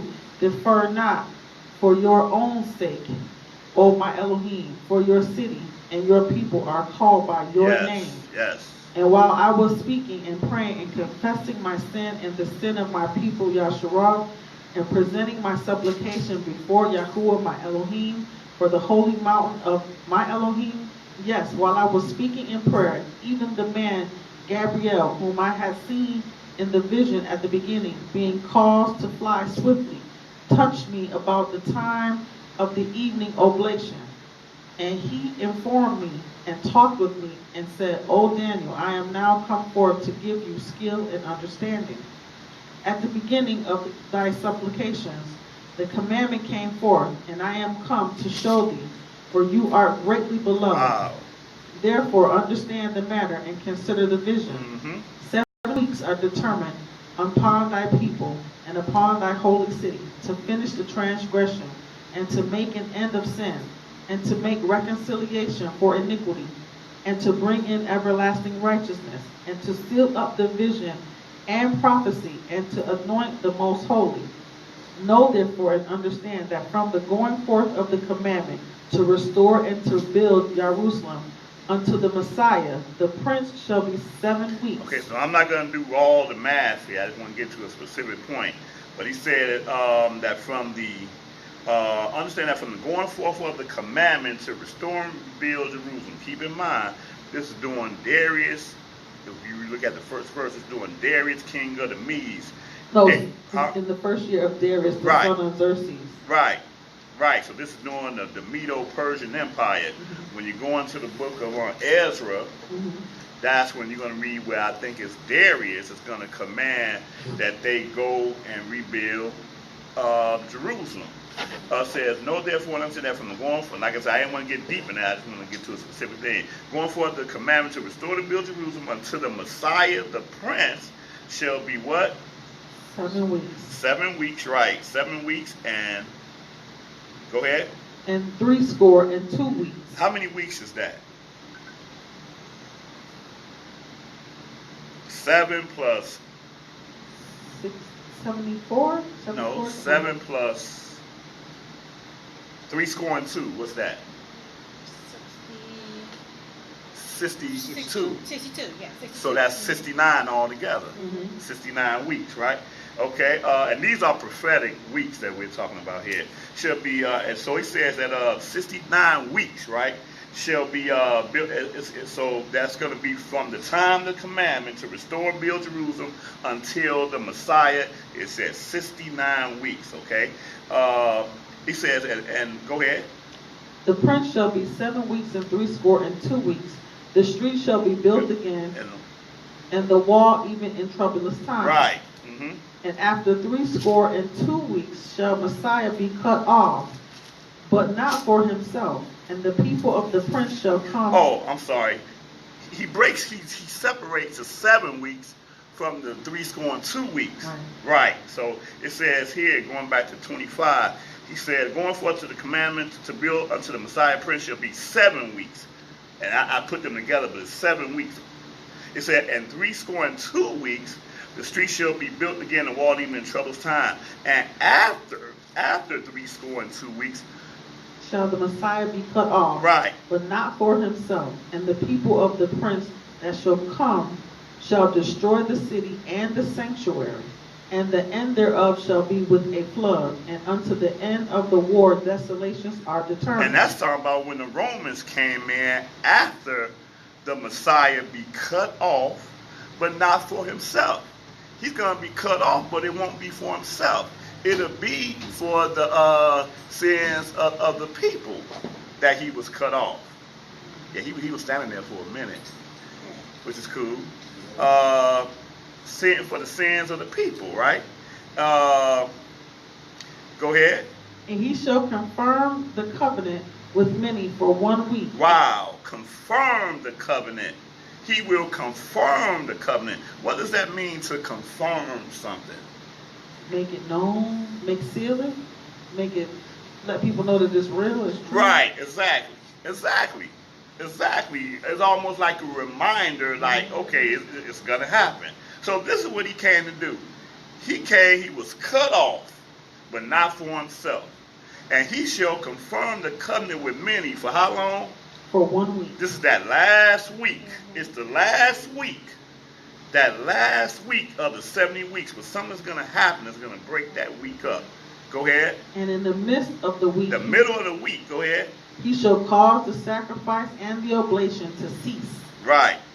And for the overspreading of abominations, she shall make it desolate, even until the consummation.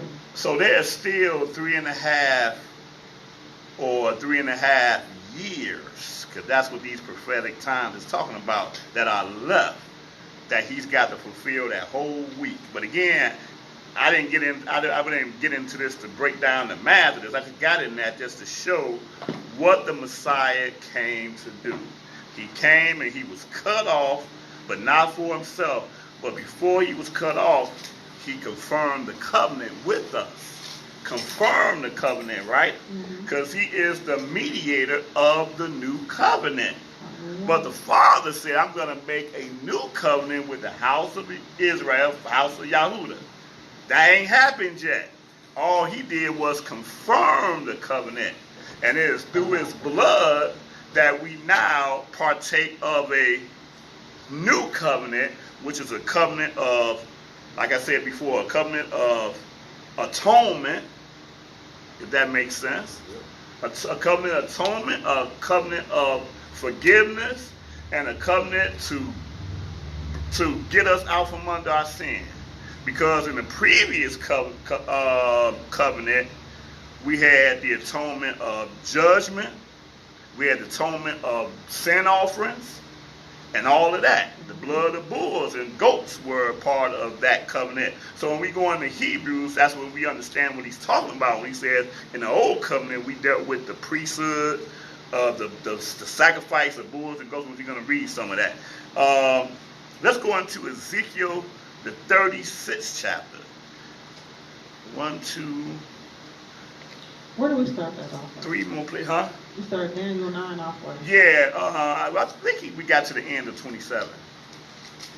We started, no, where did we start? Oh, it started at, we started 17. Yep. Let's go on to Ezekiel, the 36th chapter. Just a few places to go after this. But again, when we read all of these, it's giving us a whole picture of what the Father is doing with us now in this day, and the new covenant that we're looking forward to being a part of.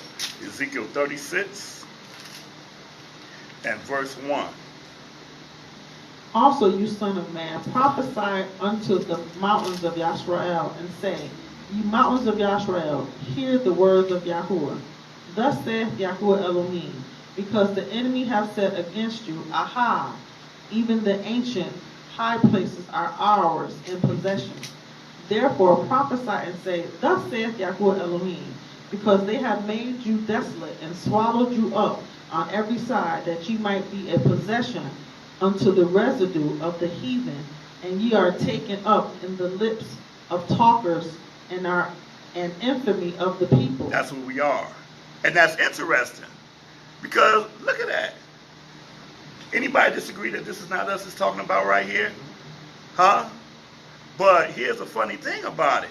Now that we understand something, if you're in the new covenant, this can't be you. Right. Huh? Right. The new covenant, this is not you right here. Exactly. But this is us. Mm-hmm. How clear is that? Right. Okay, when he makes a new covenant with the house of Israel and the house of YaHuWaH, this is not going to apply to us as a people anymore. Right? So he says, because they have made you desolate and swallowed you up on every side, that you might be a possession. You ain't going to be in no new covenant being a possession. Right. And the residue of the heathen, and you are taken up in the lips of talkers, and are an infamy of the people. Go ahead. Therefore, ye mountains of Yasharah, hear the word of YaHuWaH Elohim. Thus saith YaHuWaH Elohim to the mountains and to the hills. And real quickly, he said that in the new covenant, we will be sanctified in the eyes of the heathen. Right. Huh? We're not sanctified in the eyes of the heathen. So how can we be in the new covenant if we're not sanctified in the eyes of the heathen? But go ahead. And to the hills, to the rivers, and to the valleys, to the desolate wastes, and to the cities that are forsaken, which became a prey and derision to the residue of the heathen that are round about. Therefore, thus saith YaHuWaH Elohim, surely in the fire of my jealousy have I spoken against the residue of the heathen, and against all Edomim, which have appointed my land into their possession with the joy of all their heart, with despiteful minds, to cast it out for a prey. Prophesy therefore concerning the land of Yisrael, and say unto the mountains, and to the hills, to the rivers, and to the valleys, Thus saith Yahuwah Elohim, Behold, I have spoken in my jealousy and in my fury, because ye have borne the shame of the heathen. Therefore, thus saith Yahuwah Elohim. The land is bearing the shame of the heathen right to this day. Right to this day. If we think about the land and look over there right now, it is bearing the shame of the heathen right now. Go ahead. Therefore, thus saith Yahuwah Elohim, I have lifted up my hand. Surely the heathen that are about you, they shall bear their shame. But ye, O mountains of Yisrael, ye shall shoot forth your branches and yield your fruit to my people of Yisrael, for they are at hand to come. Wait a minute, hold up. Again, we done just read in another place that while he's prophesying against to the land that are bearing the shame of the heathen, he said, my people of Yisrael, for they are at hand to come. When they come, you ain't going to be doing what you're doing over there in the land right now. I mean, does that make sense? He's talking to the land because it's almost like the land is crying out to him like, oh, why do you have these heathen here, you know, messing the land up? And he's not talking to people, he's talking to the land. Verse 9. For behold, I am for you, and I will turn unto you, and ye shall be tilled and sown. And I will multiply men upon you, and all the house of Yisrael, even all of it, and the cities shall be inhabited, and the waste shall be built. And I will multiply upon you man and beast, and they shall increase and bring fruit. And I will settle you after your old estates, and will do better unto you than at your beginnings. And ye shall know that I am Yahuwah. Yes, I will cause men to walk upon you, even my people, Yisrael, and they shall possess you, and you shall be their inheritance, and you shall no more henceforth bereave them of men. Thus saith Yahuwah Elohim. Wow. What? I just can't believe he's talking to the earth like a human. Yeah, he's talking to the land. Go ahead. The promised land. He do that in a few times in these scriptures where he's talking to the land. But go ahead. Wait a minute. I missed the page. Huh? I said the land is living. Right. Absolutely. Hallelujah. Absolutely it is. And I'm sure that that living land have dealt with the Father way long, like what I was showing in the previous lesson. He done always had a relationship with that man. Thus saith Yahuwah Elohim. You in verse 36. Okay. I mean, yeah. Right. Because they said unto you, you land devourers of men, and hath bereaved thy nations. Therefore you shall devour men no more, neither bereave your nations any more, saith Yahuwah Elohim. Neither will I cause men to hear in you the shame of the heathen anymore. Neither shall you bear the reproach of the people anymore. Neither shall you cause your nations to fall anymore, saith Yahuwah Elohim. Moreover, the word of Yahuwah came unto me, saying, Son of man, when the house of Yisrael dwells in their own land, they defiled it by their own way and by their doings. Their way was before me as the uncleanness of a removed woman. Therefore I poured my fury upon them for the blood that they had shed upon the land, and for their idols wherewith they had polluted it. And I scattered them among the heathen, and they were dispersed through the countries. According to their way and according to their doings I judged them. Simple as that. And when they entered unto the heathen, whither they went, they profaned my holy name, when they said to them, These are the people of Yahuwah, and are gone forth out of his land. Yeah, right. We profane because if you remember, so many times in the wilderness, the Father's going to destroy us. And Shema is like, oh, don't profane your holy name before the heathen, if they'd be like, you brought them out here to kill them or whatever. That happened about 3 or 4 different times. That he said, now walk for my name's sake that I did destroy you there, and he brings that back to them. But right here where we are, oh, it was a rap at this time. You're like, hey, when you went there, you profaned my name just by the fact that you're there. Right. Just by the fact that you're there. Because the other nations know who we are. Right, yeah. Oh, yeah, go ahead. For I had pity for my holy name, which the house of Yisrael had profaned among the heathen, whither they went. Therefore say unto the house of Yisrael, thus saith YaHuWaH Elohim, I do not this for your sakes, O house of Yisrael, but for my holy name's sake, right, which ye have profaned among the heathen, whither ye went.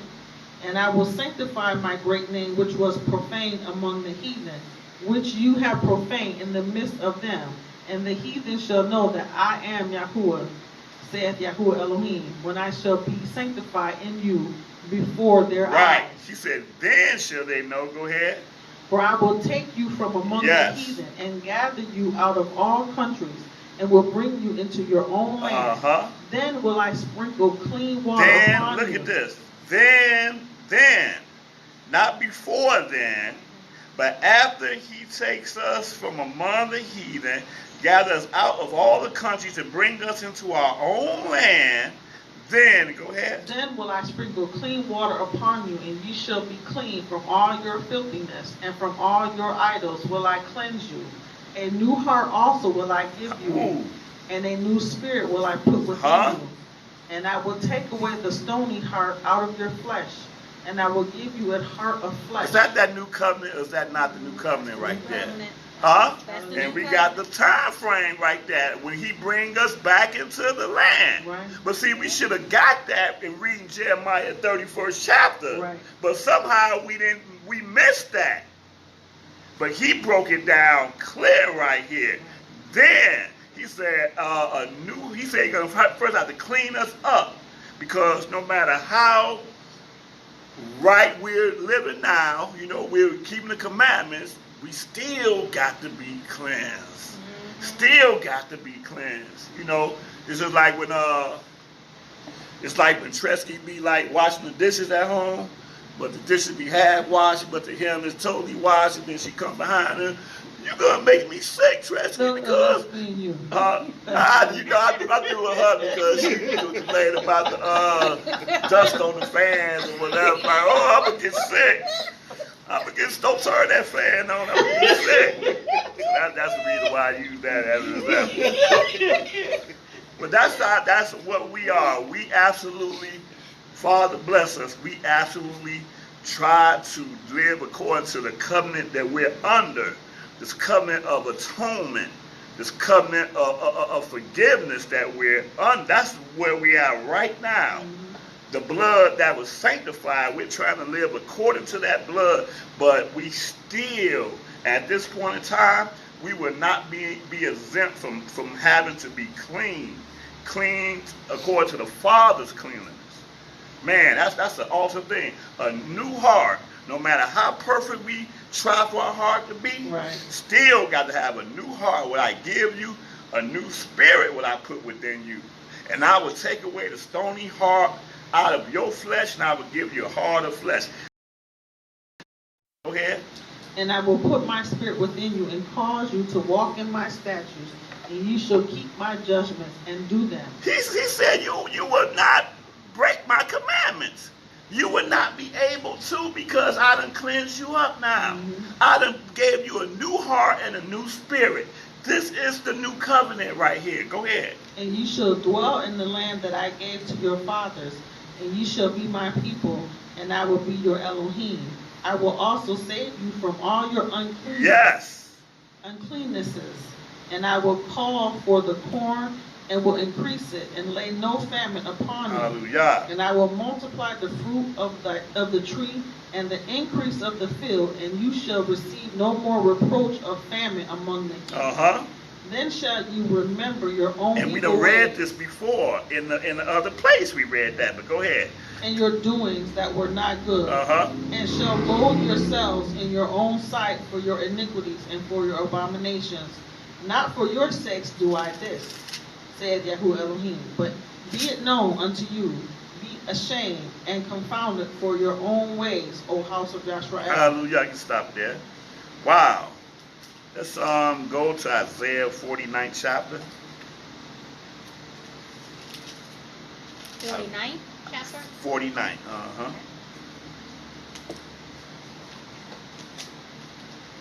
Isaiah 49, and start this at verse 1.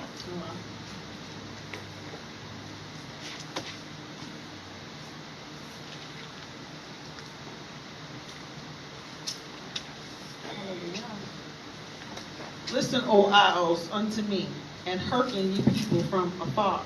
YaHuWaH hath called me from the womb. From the bowels of my mother hath he made mention of my name. He hath made my mouth like a sharp sword. In the shadow of his hand hath he hid me, and made me a polished shaft. In his quiver hath he hid me, and said unto me, You are my servant, O Yashrael, in whom I will be glorified. Then I said, I have labored in vain.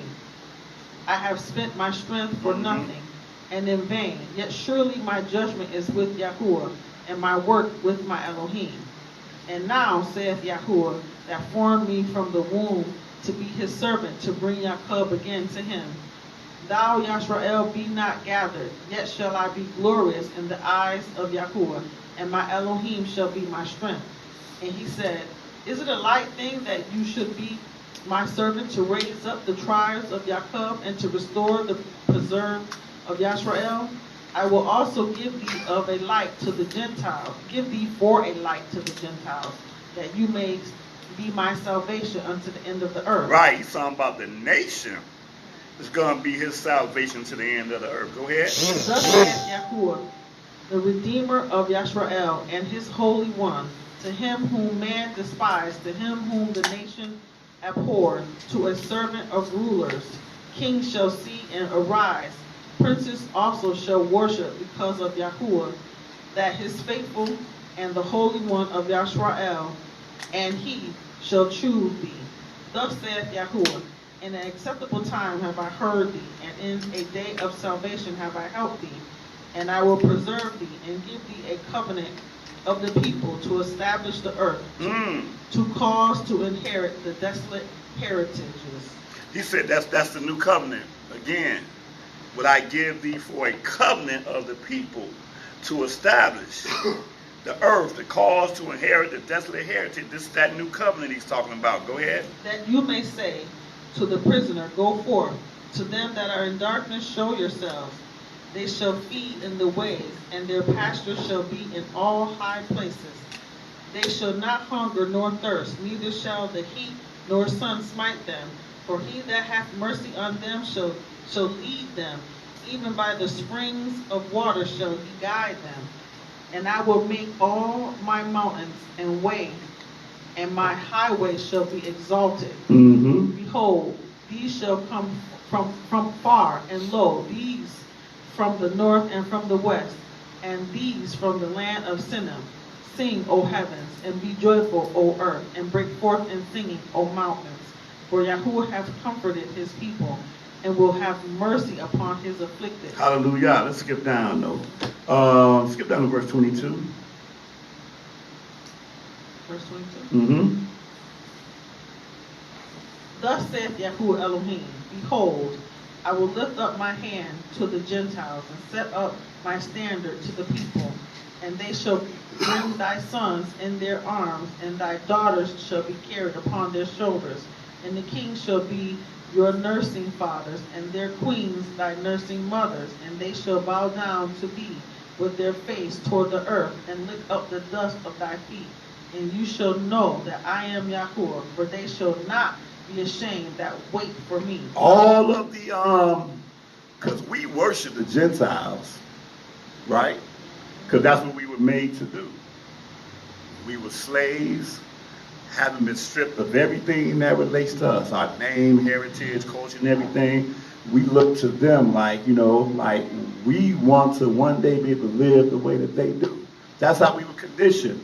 We didn't have no other way of seeing it, right? However way they were living was good and perfect. And the desolate way that we were living was just, man, we just want to get out of this so we can get to that. But he say it's going to be reversed in the kingdom. Well, they're going to be looking at us. And I'm using the term worship. I shouldn't use the term worship, but they're going to be admiring us and want to serve us at that point. Go ahead. Shall the prey be taken from the mighty, or the lawful captive delivered? But thus saith YaHuWaH, even the captives of the mighty shall be taken away, and the prey of the terrible shall be delivered. For I will contend with him that contendeth with thee, and I will save your children. Hallelujah. And I will feed them that oppress thee with their own flesh. We don't have no hope right now, man. I mean, can you imagine what other nations think when they see all these many videos? Because now we got videos. 10, 15 years ago, we didn't have videos, but it was still happening, right? Right. It was still. I'm telling you, it's crazy because I think about me being in Chicago. I was just telling you this yesterday, how my interaction with Chicago police have never been good. Contrary to down here, for whatever reason, hallelujah, I've never had a bad interaction with Duval County, never. And when I got here, I wondered, man, how long before I end up in prison in Duval? I thought of that, 2003. But I never. But anyway, the point is, though, is that other people on the outside, they have to look and wonder, man, wait a minute, that police officer shot this brother, was unarmed, and they trying to figure out, you know, is he going to still stay on the force? And when he gets suspended with pay, we think, oh man, justice, right? But that ain't justice.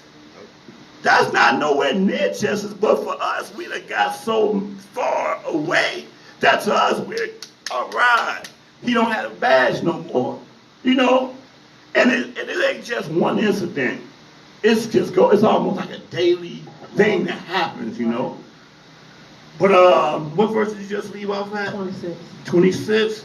But as I'm saying, 25 it says, but thus says YaHuWaH, even the captives of the mighty shall be taken away, and the prey of the terrible shall be delivered. For I will contend with him that contended with you, and I will save thy children. We ain't got nobody to intercede for us to put these people where they need to be. Right.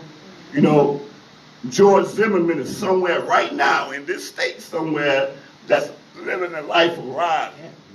After he killed an unarmed youth that he got an arm, and the youth don't got an arm, but you're going to believe what they call that?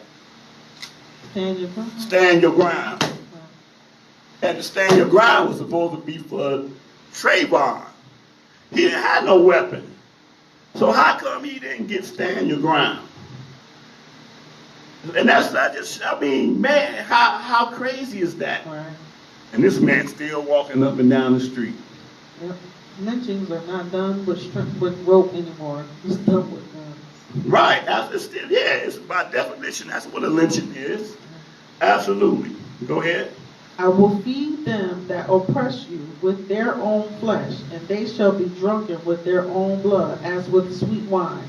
And all flesh shall know that I, YaHuWaH, am thy Savior and thy Redeemer, the mighty one of Yaakov. All right, this is the last place we're going to go to. I was going to go into reading the Hebrews and everything, but you can read that on your own time. Hebrews, between the 8th chapter, 9th chapter, 10th chapter, because it's going to quote the Jeremiah 31, but we understand fully what the new covenant mentioned in Jeremiah 31 is. So the new covenant that Yahshua is the mediator of, he mediated by shedding his blood and by allowing us in this time to come up under being forgiven of our sins and our transgressions.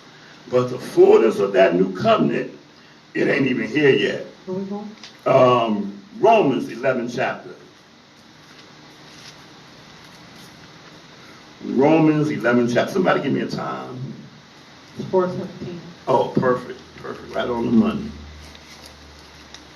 Right on the money. Romans 11th chapter.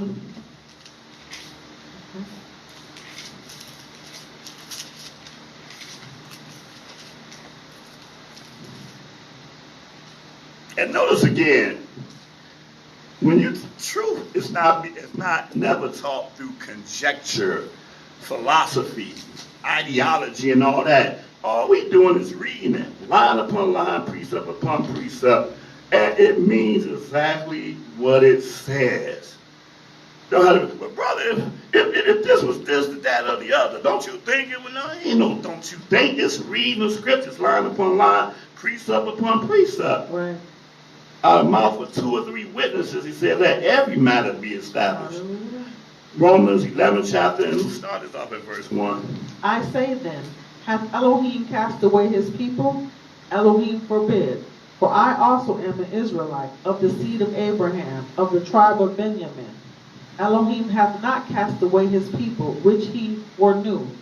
Know ye not what the scripture saith of Elias, how he makes intercession to Elohim against Yisrael, saying, YaHuWaH, they have killed your prophets and digged down your altars, and I am left alone, and they seek my life. But what saith the answer of Elohim unto him? I have reserved to myself 7,000 men who have not bowed the knee to the image of Baal. Right, and notice again that this is during the time of the Roman Empire. Right. Yahshua done came and went. He's not here now. He's gone sit up on the right hand of the Father. But because of the conditions that we were in, that we have been in for hundreds of years now, okay, from the time of Nebuchadnezzar, king of Babylon, actually before him, during the time of the Assyrians, when the 10 tribes were in captivity. Because when Nebuchadnezzar came down, king of, you got water or whatever? I'm all right. Okay. What's wrong? I was checking them out, man. I'm like, man, that's true. All right. Okay.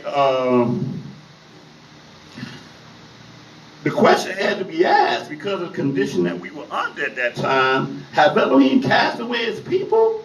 Because, y'all not looking pretty good right now, right?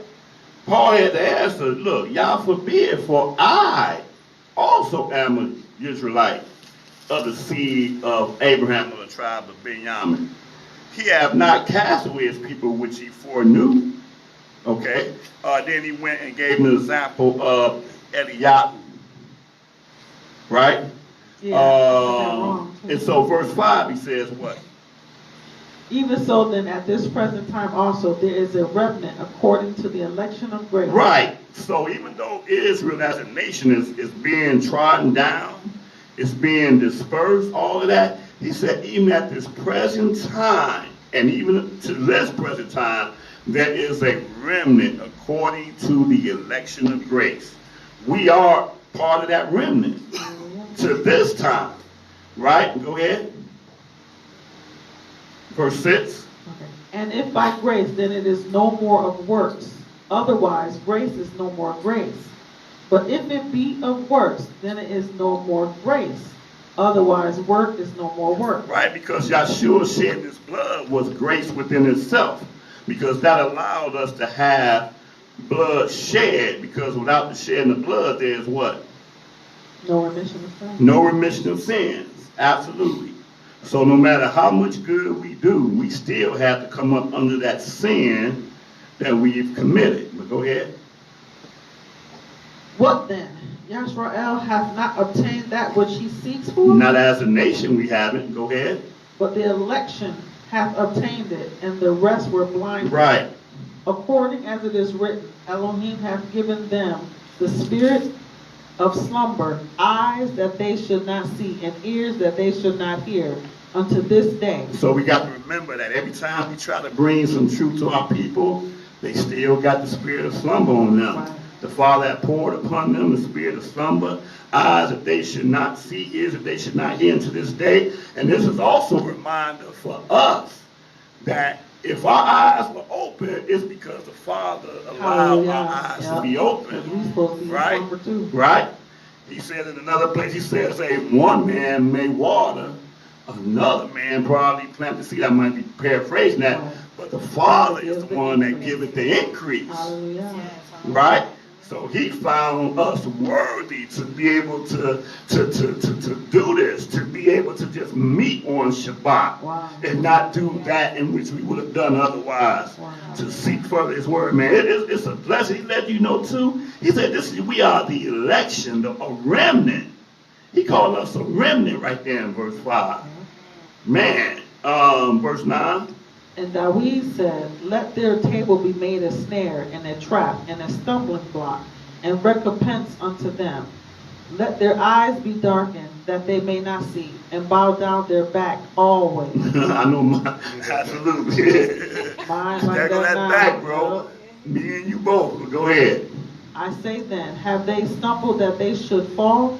Elohim forbid, but rather through their fall salvation is come unto the Gentiles, for to provoke them to jealousy. Absolutely. Absolutely. Just like I was saying before, when we were slaves and they was up there in the rocking chairs on the porch, we were jealous of them.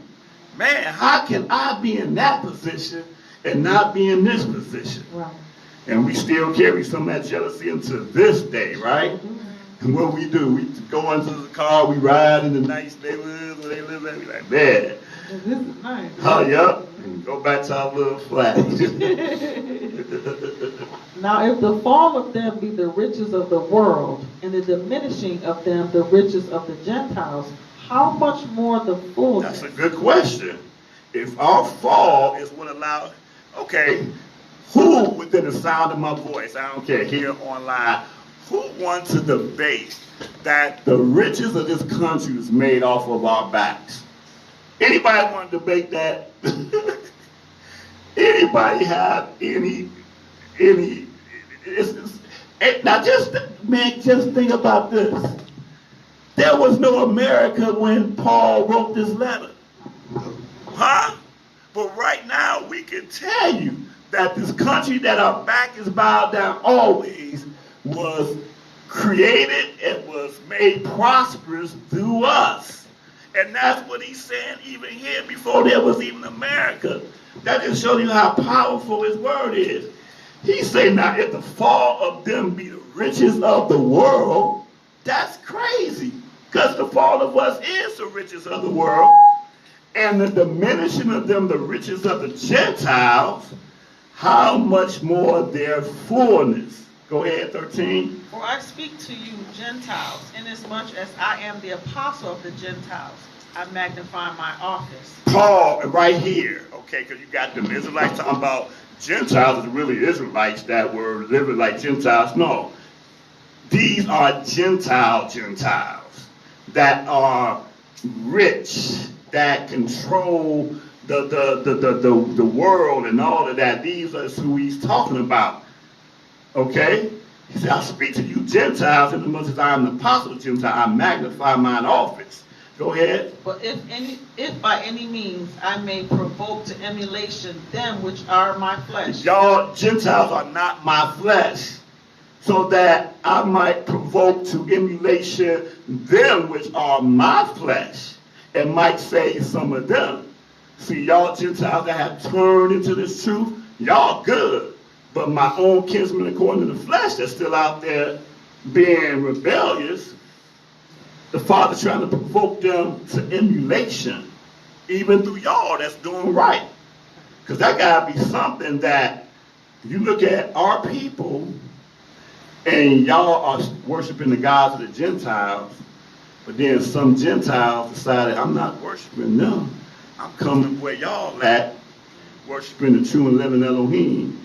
Even though y'all downtrodden, even though y'all are living as a curse because of what we're going through as a people. Mm-hmm. But yet I know that Yah is with y'all and not with my people that has all these idols and all of these pagan days and all this stuff.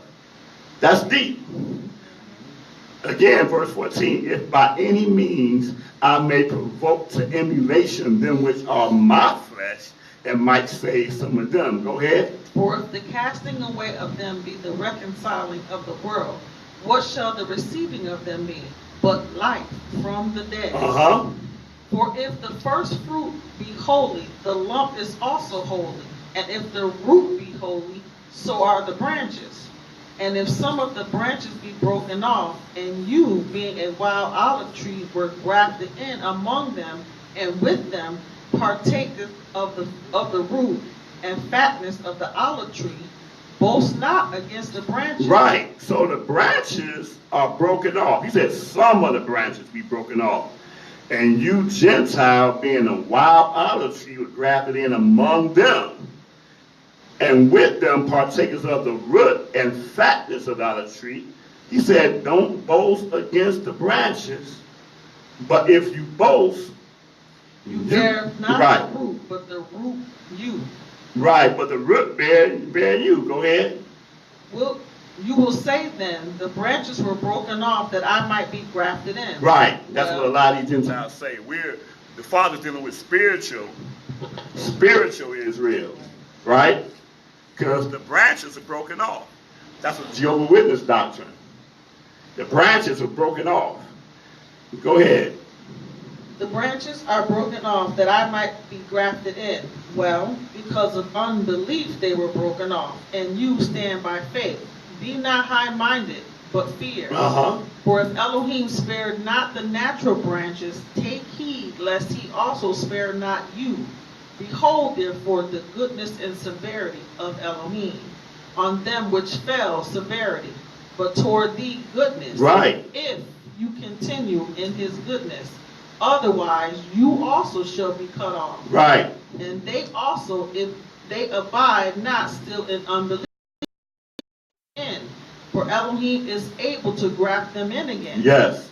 For if you were cut out of the olive tree, which is wild by nature, and were grafted contrary to the nature into a good olive tree, how much more shall these which be the natural branches be grafted into their own olive tree? Hallelujah. Absolutely. That is a beautiful thing. Go ahead. For I would not, brethren, that ye should be ignorant of this mystery, lest ye should be wise in your own conceit. He's talking to the Gentiles. He calls them brethren. For I would not, brethren, these Romans, that you should be ignorant of this mystery, lest you should be wise in your own conceits. Go ahead. That blindness in part is happened to Yisrael until the fullness of the Gentiles be come in. Until the time of the Gentiles be fulfilled. Go ahead. And so all Yisrael shall be saved, as it is written, there shall come out of Zion the deliverer, and shall turn away unrighteousness from Yaakov. Right. For this is my covenant unto them, when I shall take away their sins. Hallelujah. And that's it. He said, that is my covenant, right? We know this has not happened yet. Right. Right? Right. That's right. He Because said, the time of the Gentiles is not. there you go. Hallelujah. Absolutely. Because their time had not come in. But we just read another place where he says, for this is my covenant unto them, when I shall take away their sins. And again, just keep in mind, Yeshua had already died and blood was shed. So what is he talking about right here? He's talking about something in the future. Right? Is that clear? We are not under the new covenant. So again,